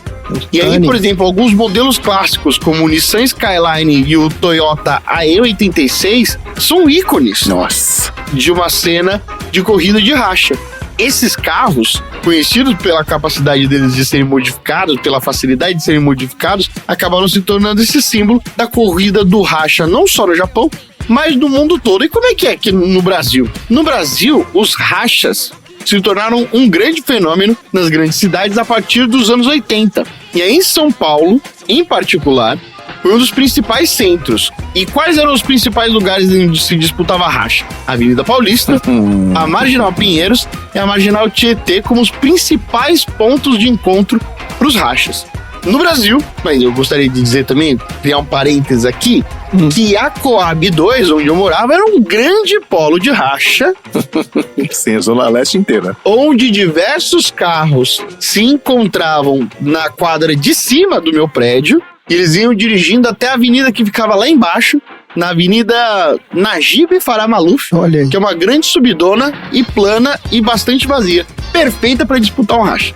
O Brasil tem uma longa tradição de amor pelos automóveis e acabando tendo também uma tradição de amor pelo racha. O cenário automotivo no Brasil é marcado por uma combinação de carros antigos e modelos modernos, todos eles modificados de alguma forma ali para conseguir alcançar o máximo desempenho. E a diversidade de veículos que existem no Brasil é uma característica única das corridas clandestinas até hoje. Quem já viu um Uno com uma escada em cima já testemunhou o carro mais veloz que existe na face da Terra.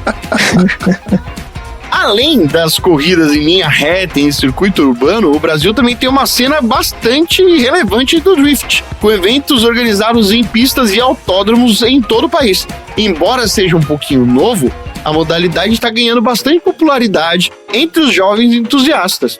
Na Europa, as corridas clandestinas assumem um caráter um pouco diferente, porque ele envolve, na verdade, os carros de altos desempenhos como Ferrari, Lamborghini e Porsche. Mas aí não tem graça, pô. Botar carro de corrida pra fazer o negócio. Eu lancei esbanjar. Então, países como Itália e Alemanha, que tem uma rica história automobilística, acaba tendo seus rachas em estradas rurais ou mesmo em rodovias com pouco tráfego. Por exemplo, na Alemanha, a loucura de se disputar corrida com Ferrari e Lamborghini é utilizar a Autobahn, que são aquelas avenidas que não têm limite de velocidade. Porque aí é um local onde as corridas, os rachas, ocorrem sem limite nenhum. Mas, por incrível que pareça, essas corridas são muito mais organizadas e planejadas do que a gente imagina.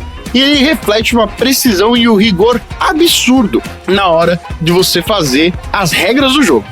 Na Itália, os rachas frequentemente envolvem os supercarros italianos, como, por exemplo, a Lamborghini, a Ferrari, como eu disse, e também o Fiat Cinquecento. E muitas vezes ele tem um caráter mais exclusivo, com participantes sendo membros de clubes de carro de luxo, ou, na verdade, todo mundo disputando um racha utilizando o mesmo modelo de carro. Assim, é bom quem for o melhor cara do braço ou o melhor cara do ouvido que consegue trocar a marcha no momento correto. Mas aí não tem o carro tunado. Aí é cada um. Esse não tem o carro tunado. Esse ganha quem for o cara mais habilidoso mesmo. Tá certo. Esses rachas são menos sobre a rebeldia e mais sobre o prestígio, com alguns competidores exibindo não só a velocidade, mas também o seu estilo, sofisticação e o domínio sobre a máquina. Embora tenha ali a natureza legal dos rachas e que seja difícil identificar alguns competidores específicos, algumas figuras se destacaram na história da cultura, como o Keiichi que eu falei. Esse cara acabou se tornando esse rei do drift e um cara que acabou indo para diversos países diferentes para espalhar a palavra da corrida clandestina.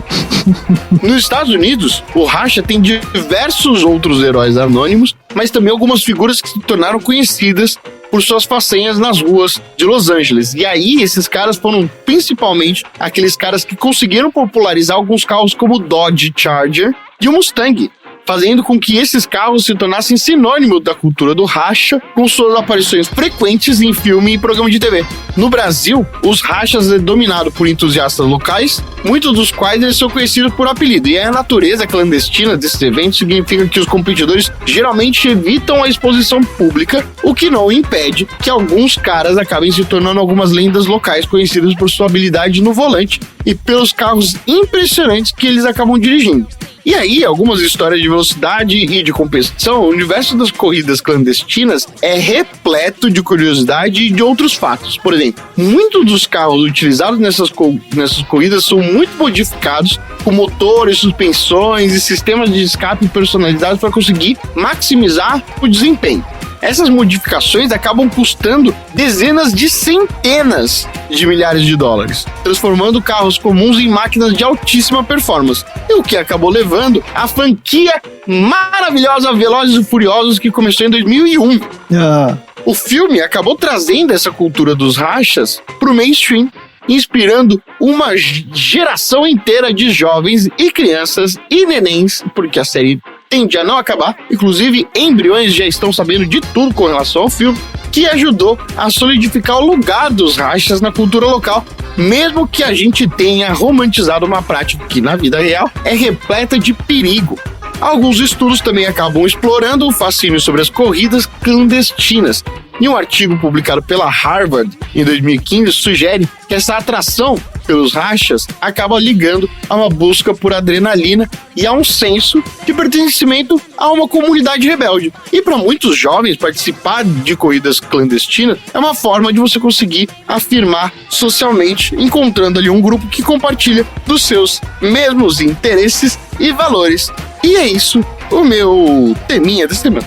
Cara, você foi falando aí e eu fui lembrando da minha época de rachas e drifts e tudo mais, que foi quando eu joguei o Need for Speed Underground, cara, de 2003, 2004, que era um jogo incrível, foi o melhor jogo de corrida que eu joguei na minha vida.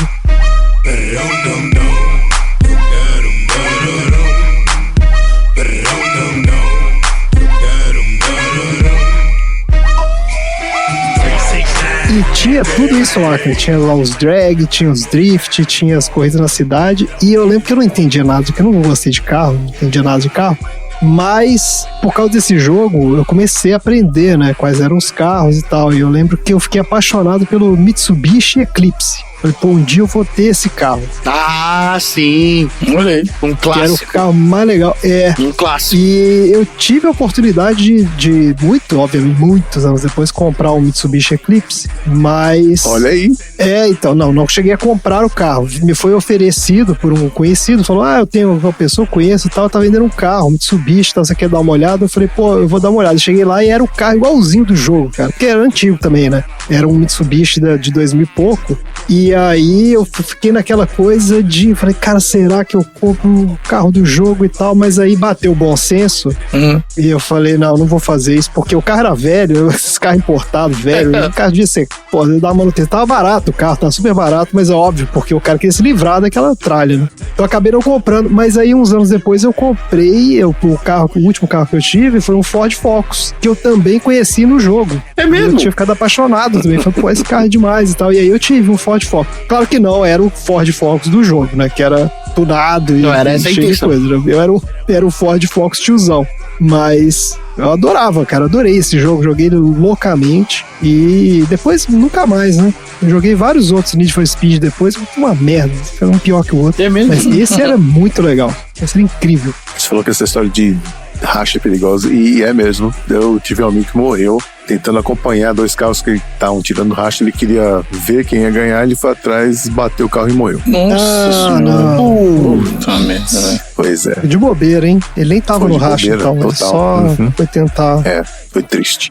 Esse troço é falando aqui do espírito esportivo da coisa, mas a real é que é uma maluquice, né, cara? Sim, Os caras pegam esses carros e saem no meio da cidade, porra, e claro que a chance de dar merda é enorme. Mas esse é curioso, porque eu não sei se na sua pesquisa aí conta, Tom, não sei se a gente já falou disso, por que no Japão esse troço pegou? Por que é lá que desenvolveu essas corridas de rua e tal? Tanto que teve até no filme do Velozes e Furiosos, tem um que é no Japão, né? Eu acho que pelo lance de você poder... Bom, não pode esquecer nunca de que a indústria automotiva japonesa é boa, né? É maneiríssima. Tem Subaru, você tem Mitsubishi, que são grandes carros de corrida assim. Toyota, né? Toyota é japonês também? Toyota também é japonesa, a Honda também é japonesa, Mazda, verdade. Pô, tinha uns Mazda da hora também no jogo. Tinha vários. E acho que deve ser o lance de customizar, né? O lance de você poder customizar o carro deve deixar a galera maluca. que é curioso mesmo ele ter pegado, né, no Japão, que é um país onde os caras, culturalmente, você não tem muito essa... Ah, mas tem muito rebelde no Japão, sabe? Tem gangue de Tem, né? motoqueiro, tem várias coisas. Então vira uma subcultura mesmo de Tem rebeldia. total. Aliás, se você quiser, você pode pagar pra experimentar o drifting lá. Ah, é? Olha aí. Olha aí. Tem um pessoal que dirige e faz drifting e você paga e você entra no carro com ele. E você vai junto com o cara Da ali hora, do vai lado. junto. Uhum. Porra, excelente. Vale, né? Vale. Pra quem gosta, pô. Eu tô Deve ser uma sensação incrível, né, cara? Você tonto lá de dentro, mas, porra, deve ser uma Deixa loucura. muito doido. Tá ótimo, gente. Maravilha, então. Excelente assunto. Bora pro próximo assunto aleatório. Bora.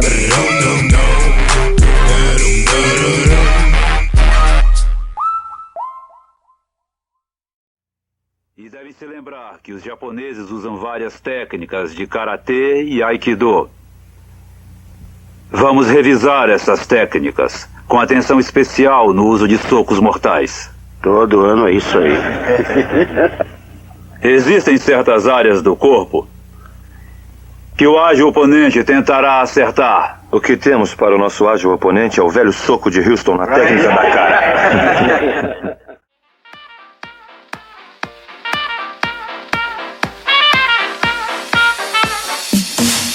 Vamos lá, então, Dudu.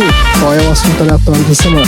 Eu perguntei pro X se ele tinha machucado alguma vez ou ser protegido por um capacete. Porque eu vou falar de capacetes.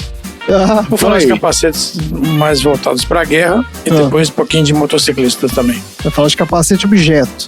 Capacete. Isso, Por quê? então. Você vai contar a história do objeto. Do capacete. Do capacete. Capacete. Tá bom. Capacete. Então vamos Sabia lá. que capacete é uma palavra de origem espanhola? Não sabia.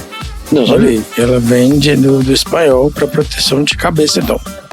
Os capacetes estão entre as formas mais antigas do equipamento de proteção pessoal e são conhecidos por terem sido usados primeiramente pelos acadianos e os sumérios no século 23 a.C., pelos gregos micênicos desde o século 17 a.C., os assírios por volta de 900 a.C., ao longo da Idade Média, e também até o final do século 17 por muitos combatentes. Certo. Os materiais de construção vão ficando mais avançados, né, à medida que as armas se tornam mais e mais poderosas. Inicialmente construído em couro e latão, depois em bronze e ferro, mais para frente começaram a ser inteiramente forjados de aço em muitas sociedades, né, principalmente após cerca de 950 depois de Cristo. E naquela época eles eram equipamentos puramente militares, protegendo a cabeça de golpes como espadas, flechas, mosquetes de baixa velocidade. E esse uso militar, ele acabou declinando depois de 1670, quando armas de fogo com rifles terminaram o seu uso por soldados depois de 1700. Porque aí acabou a palhaçada de usar armadura. Exato. Né? Se o cara te dá um tiro, não tem armadura. Não que adiantava resolve. nada. Exato. Na era napoleônica, né, os capacetes de cavalaria foram reintroduzidos, mas com ornamentos. Certo, aí decorativo. Na Primeira Guerra Mundial, o seu uso crescente de artilharia renovaram a necessidade de usar capacetes de aço. Nos 2 primeiros anos da guerra, eles não usavam capacete e aí os óbitos eram muito altos, né? Eles usavam só caps. E aí, gravidade de lesões e um grande número de óbitos, principalmente por conta de estilhaços, levou a todos os países a adotarem capacetes metálicos. Então, os capacetes que apareceram foram o capacete Adrian, que é francês, o capacete britânico Brodie e depois apareceu o Staunhelm, usado por outras nações. Então, assim, os capacetes, os soldados colocavam uma faixa na cabeça, né, um pano, para poder proteger a cabeça do contato com o metal.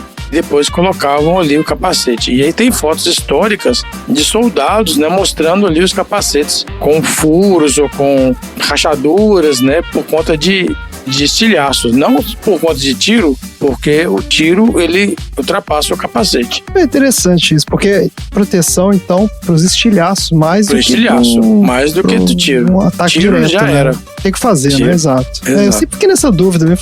Esse capacete protege alguma coisa? Então protege, né? Protege do estilhaço. Já é uma grande coisa, inclusive. Então, a gente tem fotos icônicas de um soldado britânico sorrindo com um capacete na mão e a bandagem na cabeça, né? Mesmo ele machucou um pouco, mas ele sobreviveu porque ele estava usando o capacete. E aí tem aquele capacete que eles usavam, que ele era com uma ponta. Vocês já viram? Do alemão, que tem uma ponta de... Sim, tipo um ponta de ferro. Um espeto. Esses capacetes, eles foram usados antes da Primeira Guerra, mas eles não protegiam nada. Eles eram só para identificar os soldados mesmo. Olha só. Então, o capacete que serviu mesmo para os exércitos austro-húngaros foi o Stahlhelm. Então, aqui a gente teve os primeiros mais famosos, que é o Brody, da Grã-Bretanha, que foi usado pela Grã-Bretanha e pelos Estados Unidos. Esse Brody parece um prato de cabeça para baixo, né? Com um prato de sopa. Com um buquinho. É um chapeuzinho de metal, na verdade. Isso. O Adrian, ele foi o primeiro, ele foi criado em 1915. O Adrian e o Brody foram mais ou menos na mesma época. Certo. Ele foi projetado pelo Auguste Louis Adrian. E depois as outras nações adotaram esse capacete. Então, o Adrian ele é usado pelos exércitos da França, Bélgica, Romênia, Rússia e Itália. E o exército austro-húngaro adotou o Stahlhelm, que estreou em 1916. Então, uma coisa que a gente fala, que você estava na dúvida mesmo, é realmente o capacete não para as balas, né? Se você tiver um capacete que suporta um tiro de bala de rifle, que não tivesse no extremo oposto do seu alcance, ele teria que ser muito mais pesado, o que faria os soldados se cansarem muito rapidamente e até debilitar eles por conta do peso. Também impediria a sua capacidade de mover rapidamente. E outra coisa é que um capacete completamente à prova de balas não salvaria eles de um golpe direto. Porque o capacete iria resistir, mas não o pescoço. Então, também sempre fiquei nessa dúvida, porque o impacto não tem como. O capacete pode até segurar a penetração da bala, né? Mas o impacto tá lá, pô. Você vai tomar uma porrada de algum jeito ali. Exato. Entendi. E mesmo em confronto direto, meio de porrada, o capacete não segura nada, não. Segura nada. Então, a principal função, principalmente na guerra de trincheiras, é proteger de estilhaços, né? Daquelas explosões e tal. Pedras, né? Coisas que machucariam. Estavam ali causando escoriações e lesões graves nos soldados. Tem uma outra curiosidade, são aqueles capacetes, vocês já viram que em algumas guerras eles têm um capacete com uma redinha em cima deles. Pra que serve essa redinha, você sabe? Redinha? Deixa eu ver se eu acho uma imagem. Isso, um capacete com rede em cima. Bom, se você achar ele aí, você vai ver. Não achei aqui não, cara. Mas eu tô pensando aqui, pode ser uma coisa de camuflagem? Tem alguma coisa a ver com isso? Exatamente. Então você usa aquela rede para prender galhos e folhas e auxiliando na camuflagem, principalmente em mata fechada. Então é o capacete da Guerra do Vietnã, isso aí. Isso, também, do Vietnã, eles começaram a usar bastante esse, né? Além de servir para prender ali o maço de cigarro também na redinha que eles prendiam. Também, exato. E aí reza a lenda que na Inglaterra, né, o exército começou a utilizar capacetes para os soldados que utilizavam motocicleta. E aí da tal prática resultou a criação de uma lei que obrigava o uso de capacetes pelos motociclistas. Mesmo assim, nem todos os países seguem a rigor essa lei. Você sabe algum país que não segue a rigor a lei do capacete? Que você não precisa usar capacete para andar de moto? Não sei, cara. O país da liberdade individual tem alguns estados que não têm essa lei. Claro. Para não tirar a sensação de liberdade de quem tá andando sem capacete. Nossa senhora. Então aí onde você está, né, nos Estados Unidos, eles têm alguns estados aí que não precisam botar capacete para andar de moto. Na época do Bolsonaro, não teve essa discussão idiota também no Brasil? Tentaram fazer, né? Teve da cadeirinha da criança. Nossa, gente do céu, cara, que é a minha liberdade individual, né? Mesma operação. É isso aí. Não, tem uma entrevista do Maluf, no Roda Viva, os jornalistas todos criticando ele pela obrigatoriedade do cinto de segurança, que tava tirando a liberdade dos caras de andarem sem cinto de segurança nos carros. Que isso, cara. E o Maluf tá brigando pra obrigar a andar de cinto de segurança. Nossa senhora. É muita loucura isso, né? Os primeiros modelos de capacetes para motociclistas foram confeccionados de lona e goma laca. E depois eles começaram a surgir os de couro. Muitas coisas mudaram. Os mais comuns, na sua grande maioria agora, são fabricados em plástico ABS reforçado e sistema de absorção de impactos com EPS, poliestireno expandido. Certo. E existem alguns modelos mais caros fabricados com fibra de vidro ou carbono e com injeção de Kevlar, pra você ter uma ideia. Então, assim, a importância, né, do capacete aí para proteger. Salva muitas vidas das pessoas. E dos capacetes para motociclistas, tem vários tipos aqui. Tem aqueles abertos, que não oferecem proteção para o queixo, e ele pode apresentar viseira ou não. E aí, os que não possuem a viseira, a lei obriga a utilização de óculos de proteção. E é um tipo indicado, capacete indicado para quem não pilota em vias de grande velocidade ou estradas. Tipo aquele capacete coquinho. Já viu? Tem uma galera que usa, tipo a galera dos motoclubes, usa um capacete preto bem pequenininho, coquinho, tampa só ali a tampa da cabeça mesmo. Sim, sim. A tampa do crânio. Então quem usar esse capacete é obrigado a usar óculos de proteção também. Tem os capacetes fechados, no qual o casco segue abaixo da viseira, protegendo o queixo, e o capacete também oferece o máximo de proteção para a cabeça, olhos, rosto e maxilar. Não deixa nenhuma parte exposta. O que dificulta a utilização desse modelo é a falta de conforto, apesar dele ser o mais recomendado no quesito de proteção. Então é aquele que fecha o rosto todo mesmo e até embaixo. Capacetes articulados, né, que tem a proteção para o queixo removível. Então tem um modelo aqui chamado de modelo Robocop, utilizado pela Rocan, que é aquele capacetinho que destaca, né, a parte do queixo. E facilita para o motociclista, né, para conversar com alguém, né. E os capacetes para off-road ou cross têm a proteção sobre o queixo, mas não tem viseira. Devem ser utilizados em conjunto com óculos de segurança, e esse formato oferece um ângulo de visão maior. Por não ter viseira, eles são muito utilizados na prática da motocross e das trilhas. Capacetes racing são utilizados em eventos esportivos, né, como as corridas. São mais leves, com um design mais aerodinâmico, principalmente aqueles eventos de motocross que tem não só a corrida, mas também as manobras, né, os saltos. E tem o Bubble Helmet, que é aquele capacete aberto com viseira em formato de bolha, tipo futurista, vintage futurista. Certo. Combinando então com o visual de motos, que tem uma moto que chama Café Racer, ou motos customizadas, né, e personalizadas. Então a galera do racha do Tom aí, ó, ela usa o Tem que usar. Bubble Helmet, né, junto com a customização das motos aí. Certo. E é isso, é um assunto bem dinâmico aqui. De todos esses capacetes que você falou isso, só que o capacete mais legal que existe no universo é o capacete do Predador. Porque o capacete do Predador é inacreditável, além dele ser multifuncional, tem uma porrada de funcionalidade ali, né? No Valente, o capacete de costura pop, né? Pois é, tem os capacetes icônicos, né? O Predador é um, você poderia falar do Darth Vader, né? Tem aquele... Do Darth Vader é outro. Mas tem um do Predador que eu tava lembrando aqui, os capacetes do Predador. Tem aquele filme merda, que é o Alien vs Predador. O filme é horrível, uma bosta. Mas... tanto vai. Sei. Uma merda, achei. Só que tem um Predador lá que usa uma cabeça de alien como capacete, cara. Como capacete? Nossa, é crânio de muito alien, da né? hora. É muito da hora.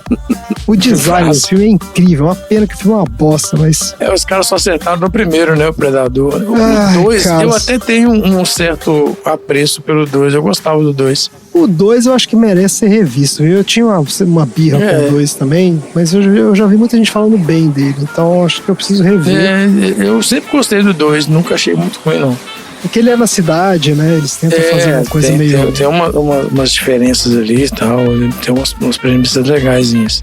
Mas esse Predador de capacete de alien é incrível, cara. Você lembra de mais algum aí, Chico? Um capacete icônico? Tem o capacete que eu tenho aqui em casa, quando eu faço cosplay do Speed Racer. Olha aí. Você faz cosplay do Speed Racer? Speed Racer? Tem aquele capacete branco com M, de Mach 5. Olha aí. Que bacana. Do Speed Racer. Tem um capacete que é icônico também, que eu já vi muita gente tem, né, em casa, como lembrança e tudo, que é o capacete do Ayrton Senna, né? Ah, sim. Ele é Banco Nacional, né? Eternizado, Eu não sei que capacete foi esse. Provavelmente é o que ele ganhou algum campeonato, não sei. É um amarelo, né? Trajetória, mas é bem característico. Colocar assim, capacete do Senna, vai aparecer esse. Ele é reproduzido pela Fundação Ayrton Senna e entregue para pessoas, né, celebridades que estiverem envolvidas ali com... Ah, tá bom, entendi. Por isso que ele é tão... né? Eles vendem também, eles dão para, por exemplo, para instituições de caridade leiloarem esses capacetes. Eu não sei se eles fazem isso com frequência, né? Certo. Tem algumas pessoas, né, que tem esse capacete, ele vem numa redomazinha de vidro. Tá? Exatamente, isso. Eu tenho um colega de trabalho lá que ele tem. Exatamente isso. Uma redomazinha e tem lá um capacete. Seu colega tem, não, mas ele tem o grande, tamanho original Tamanho mesmo. capacete. Não sei Olha como aí. que ele arrumou, mas ele tem. Pois é, Então. não sei também como é que ele arruma, não. Bem legal, bem legal. Isso aí. Excelente. Tá ótimo então, minha gente. Bora pro próximo assunto aleatório.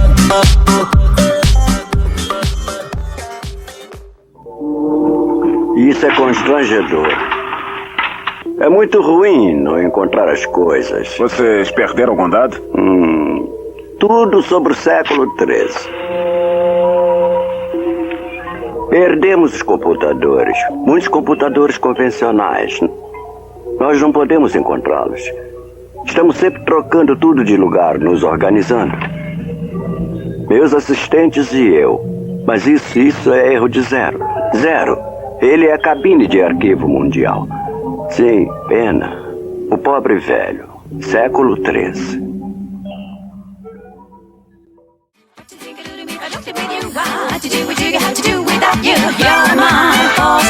Vamos lá então para encerrar o nosso episódio de hoje. Xi, qual é o assunto aleatório da semana? Lá no filme nós vimos que, por conta de um erro no banco de dados do supercomputador central chamado Zero, o século XIII desapareceu dos arquivos históricos. Já pensou perder todas as informações da humanidade assim? Pô, tem que demitir o estagiário daquele lugar. Não, é um absurdo, mas aquela cena é muito boa. Tem uma frase que o cara falou ali que eu achei incrível, que ele fala assim, o computador ele sabe tudo da humanidade, mas às vezes ele fica um pouco confuso e ele se contradiz, né? Ele fala alguma coisa assim, quando o cara vai perguntar pra ele. E eu fiquei lembrando, eu falei, cara, ChatGPT é aquilo ali, cara. Exatamente. Porque É isso aí. é a mesma coisa, cara. Você pergunta as coisas pro ChatGPT, ele fica muito confuso. Ele fica muito tem doido. que ficar corrigindo, né? E Você tem que ficar arrumando. especificando Você fala, umas não foi coisas. isso não. Procura de novo aí. Ele, desculpa aí. E ele pede Exato. desculpa, né? Vou dar uma desculpa aí agora. Esse filme realmente tem umas sacadas muito legais, cara. Então, eu não sei quanto a você, mas pra mim, na minha cabeça, os séculos 13, 12, 11, 10, é um emaranhado de eventos que eu não sei precisar cronologicamente na minha cabeça.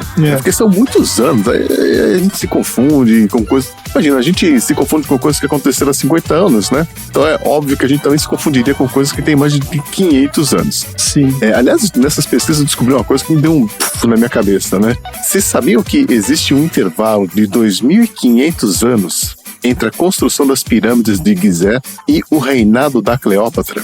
A civilização egípcia das pirâmides, ela é muito antiga, tipo, muito. Na época já era uma ruína, tipo assim, de milhares de anos, né, cara? Exato. Os romanos chegaram lá. Pra puxar ali as pedras.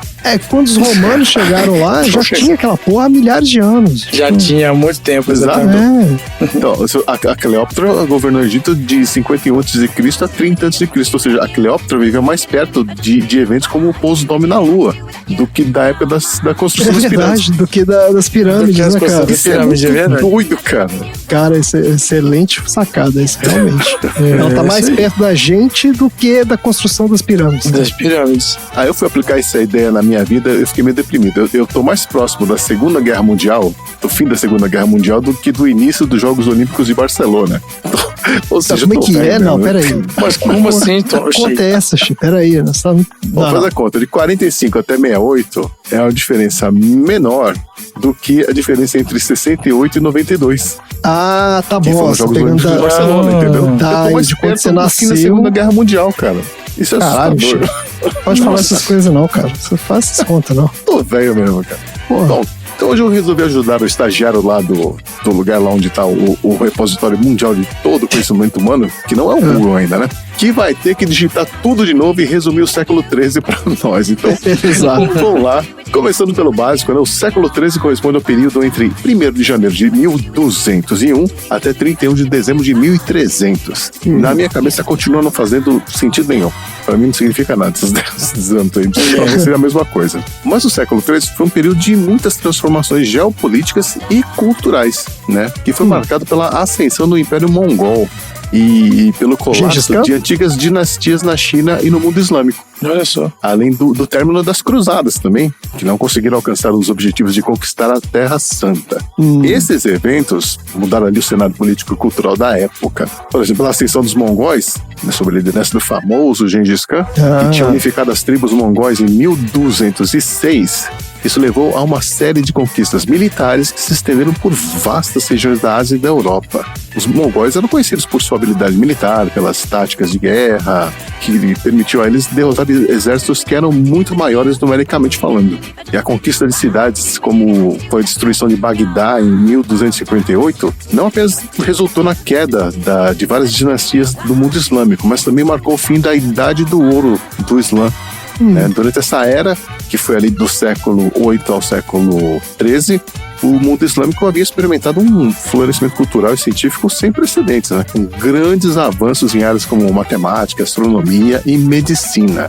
Só que aí essa invasão mongol interrompeu esse progresso, levou à destruição de centros de aprendizado e à dispersão de populações pelas regiões ali próximas.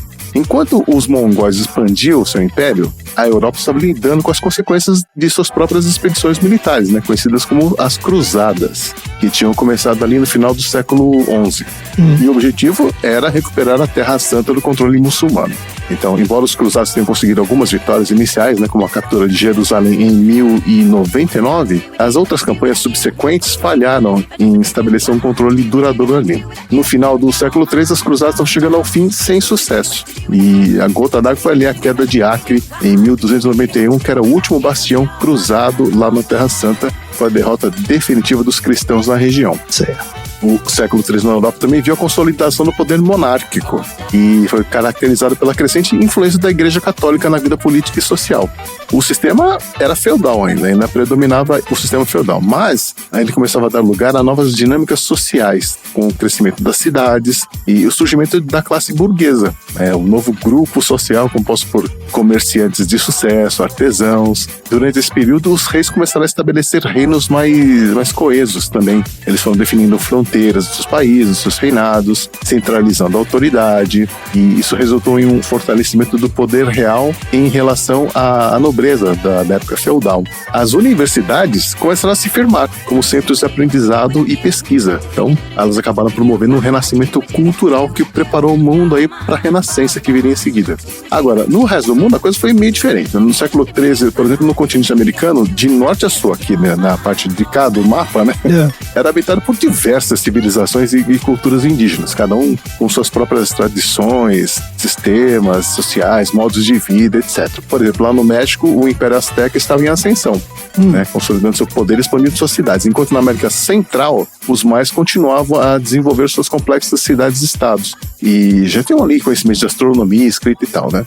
Na América do Norte, havia a Confederação Iroquesa, que promovia ali a cooperação entre tribos e criava ali um sistema de governança que influenciaria futuras democracias pelo mundo. Então, assim, essas culturas indígenas refletiam a diversidade e a complexidade das sociedades pré-colombianas, né? Ou seja, antes da chegada dos europeus. Certo. E no Brasil?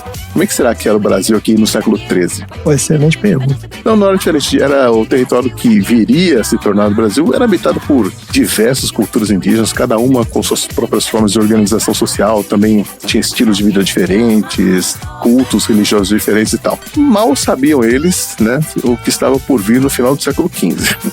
Mas assim, de modo geral, a vida no século XIII era difícil, havia uma alta taxa de mortalidade infantil, a expectativa de vida variava ali entre 30 a 45 anos. Algumas pessoas conseguiam chegar a 60, que era muito raro também. A alimentação era bem restrita em termos de variedade e quantidade de alimentos consumidos. E o dia a dia era uma vida com pouco conforto, eu diria. Se você não tivesse dinheiro, se fosse burguês ou se fosse rei. E para terminar, eu fiz aqui um pequeno quiz para testar o conhecimento de vocês sobre o século XIII. Tá? Então, vai ser assim. Eu vou citar algumas figuras famosas e vocês têm que dizer se eles são do século XIII ou não. Então, por exemplo, o Gengis Khan, ele está relacionado ao século XIII, mas ele nasceu no século XII. Ele morreu no século XIII, mas ele nasceu no século XII. As conquistas maiores foram no século XIII, tá? Certo. Então vamos lá. Marco Polo. Marco Polo é século XIII, é 1200 século e pouco. XIII. Exatamente. E, aliás, isso foi importantíssimo, né? Porque ele viajou, ele morou na China uns 17 anos, fez amizade com um imperador lá. E quando ele voltou, ele escreveu um livro que apresentou todas essas novidades do mundo, né, oriental lá para os europeus. Então é uma pessoa importantíssima do século XIII. Tem a história que foi Marco Polo que levou macarrão para a Europa? Ou isso é lenda urbana? Pode ser, não duvidaria, porque ele ficou muito tempo ali, né? Ele viajou, não só ele, o pai, o tio, acho que era também. Então, assim, com certeza, muita coisa que o europeu conheceu foi através dessas viagens, esse intercâmbio aí. Através dele. Até porque quando os mongóis tomaram o controle da região, aquela região ficou meio que vamos dizer assim, entre aspas, né? Paz. Então era mais fácil para você circular na região. Então a rota da seda ali começou a ser mais movimentada, as pessoas começaram a usar mais, então muita coisa chegou, uma troca maior, né, entre informações do Oriente e Ocidente. Vamos lá, Joana d'Arc. Eu acho que ela é anterior, cara. Não, ela é posterior, ela viveu no século XV, ela nasceu em 1412. Morreu jovem, né, morreu em 1431. Vamos lá, próximo aqui, São Francisco de Assis, século XIII ou não? Puta, vai ter que lembrar eu não fiz o catecismo, cara. Eu acho que é século XIII também. Esses caras são todos século XIII. Século XIII. Século XIII. Ele morreu em 1226. Quanto que ele virou santo? Aí, com certeza, muitos anos depois, né? Muito depois. Tem um processo de canonização. Mas ele é um santo antigo, viu? Ele é que tem uma porrada de castelo, esses catedrais, esses castelos europeus, e os caras têm lá um monte de desenho de São Francisco de Assis antigão, dessa época aí, século XIII, XIV, eu acho que não foi muito depois, não. Outro aqui, Robin Hood. Pô, a gente falou do Robin Hood, hein? Ó, vamos tentar encaixar Robin aqui. Hood é da época das cruzadas. Exatamente, ele foi da época uma das primeiras cruzadas, que era aquele negócio do Ricardo Coração de Leão, que foi pra cruzada. Eu acho que é antes. Então acho que foi um pouco antes também, hein? Na verdade é que é pegadinha, porque ninguém sabe ao certo, né? Sim, mas eu tô colocando pelo Ricardo, na época do Ricardo. Quanto que o Ricardo Coração de Leão foi pra guerra? Pra cruzada? O Ricardo Coração de Leão ele morreu em 1199. Ele morreu no século XIII. Porque foi das primeiras cruzadas. Não sei se foi a primeira, mas foi uma das primeiras. Uma das primeiras, Próximo aqui, Dante Alighieri. Dante é do século XIII, cravado, porque o cara no filme fala. Exatamente. Ele fala assim, perdemos aqui a Divina Comédia, viu? Não tem mais. Prestou atenção no filme. Exatamente. Pô, cara, perdeu a Divina Comédia lá no computador, é brincadeira. O cara até fala assim, século XIII não teve muita coisa interessante, não. Só perdeu aqui a Divina Comédia. Vamos tentar aqui. O americano não teve mesmo. E o último, Leonardo da Vinci. O Tom falou no outro. Ixi, o Tom deve saber isso aí, que o assunto foi o assunto dele da outra vez aí. Acho que o Tom tá dormindo já. Tom, você tá aí? Tom tá aí, não. Foi depois. Não, mas ele foi depois, porque... Foi depois, renascentismo, né? Exatamente, foi renascentismo, né? Então já foi século... Ele nasceu em 1452. Século XV, exato. Então você vê como são as coisas, né? Realmente esse período da história, pra mim, continua sendo muito confuso. Eu continuo lendo e tentando entender como é que era, porque essa parte da história na escola eu perdi. Mas não, é porque essa parte da história, essa Idade Média, que pra nossa cabeça é uma maçaroca. É antes da Idade Média, né? Não, é a Idade Média. É a baixa Idade Média, né? Porque tem a alta Idade Média. A Idade Média mesmo é século XV. Essa é a baixa Idade Média. Depois tem a alta Idade Média, que é anterior, que é século V até século X, mais ou menos, uma coisa assim. Essa época toda a gente conhece muito pouco, porque na Europa os caras não tinham, né? Ninguém sabia escrever, ninguém sabia ler. Então, assim, tem muito pouco registro dessa época, na verdade. O registro que tem são essas coisas de muita tapeçaria, ruína de castelo e coisa tipo objeto, né, artefatos e tal, mas documento mesmo tem muito pouco, né? A igreja guardava tudo e muitas dessas coisas depois, né, em guerra e tudo, foram se perdendo aí ao longo do tempo e tal. Então a gente realmente não tem muita informação do que aconteceu ali nessa época. É muito doido isso, né? Tem uns 2000 anos aí que meio que sumiram da história. Uns 1000 anos, né? O que eu sei é que a Idade Média acabou com a queda de Constantinopla. Isso. Mais ou menos ali que acabou a Idade Média. 1453, né? Que marca o fim da Idade Média. Mas então ele tem esse problema mesmo. Então não é só que a gente não aprende muito sobre essa época, é porque é uma época meio esquisita, né? A gente não tem muita coisa de registro histórico, diferente do Oriente, né? Que no Oriente os caras já tinham escrita, os caras tinham já eram muito mais avançados. Então aí tem registro da China, os caras sabem como é que foi a história, Japão e tal. Mas na Europa essa loucura. E tem uma questão interessante que eu fui procurar filmes sobre o século XIII. Mas como não existe um período, né, para os Estados Unidos que eles têm ali muita coisa para mostrar, tem poucos filmes produzidos sobre o século XIII.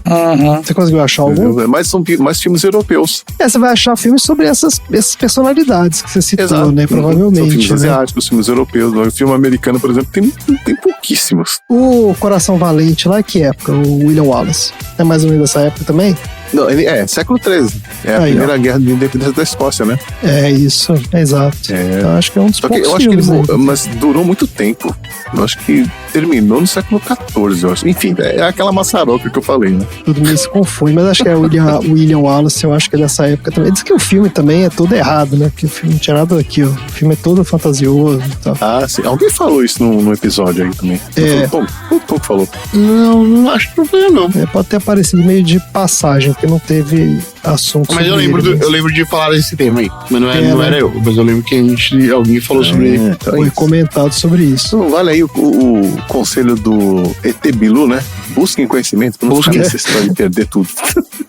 Mas a gente nunca mais vai esquecer que que a Divina Comédia é do século XIII. É por causa desse filme. Se você tem que aprender uma coisa com sessão aleatória, aprenda isso.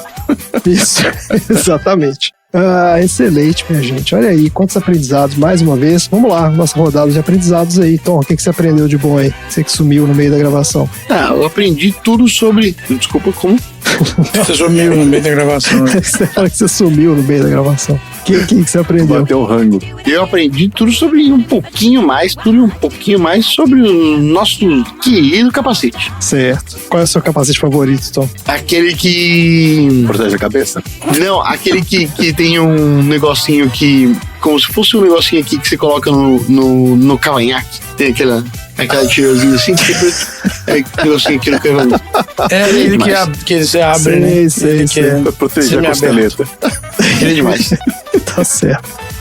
Eu aprendi que existem tipos diferentes de racha. Sim. Até aprendi o que é tuge. É isso aí. Tuge foi novidade. Não conheci o tuge. É isso aí. Eu aprendi que o racha nada mais é do que os caras que voltaram da guerra, ficaram com a adrenalina lá no alto e não tinha o que fazer, começaram a correr uns contra os outros. Isso aí. Que maluquice. Ué, eu aprendi que a gente continua sem saber muita coisa sobre o século XIII, né? Século XIII, né? Continuamos sem saber muita coisa. Tá devendo ainda. Aprendemos sobre o Dante Alighieri, porém... Aliás, eu vou até contar uma história aqui, ó. A gente teve na Itália aí, uma vez, e aí uns amigos nossos, fomos visitar uns amigos nossos lá, né? E aí eles levaram a gente numa vinícola. Vamos numa vinícola aqui, perto de Milão. E aí chegou lá, a vinícola é dos descendentes do Dante Alighieri, viu? O cara comprou lá na época uma vinícola e tá lá até hoje. Chama Sirigu Alighieri. Pra quem quiser, é um vinho espetacular. Cara, você foi em Florença pra você ficar doido lá naquela feira de Florença? Não fui em Florença, por isso que ainda tô são. Tem que ir. Ainda estamos sãos. Nossa, tem que ter a feira de Florença pra gente ver se é verdade ou não. A família do Dante tá lá fazendo vinho até hoje. Isso aí. Pô, o cara morreu em 1321. Cara, mas tá lá até hoje, pô. Eles preservam, né? Tá lá, o negócio do mesmo. Diz o cara lá que faz com a mesma técnica da época. Vai saber também, né? Mas os caras dizem que é uma técnica especial lá. Evoluindo, né? Mudando, né?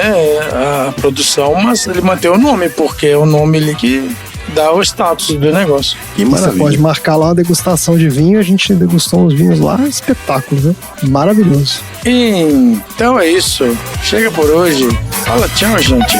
Tchau.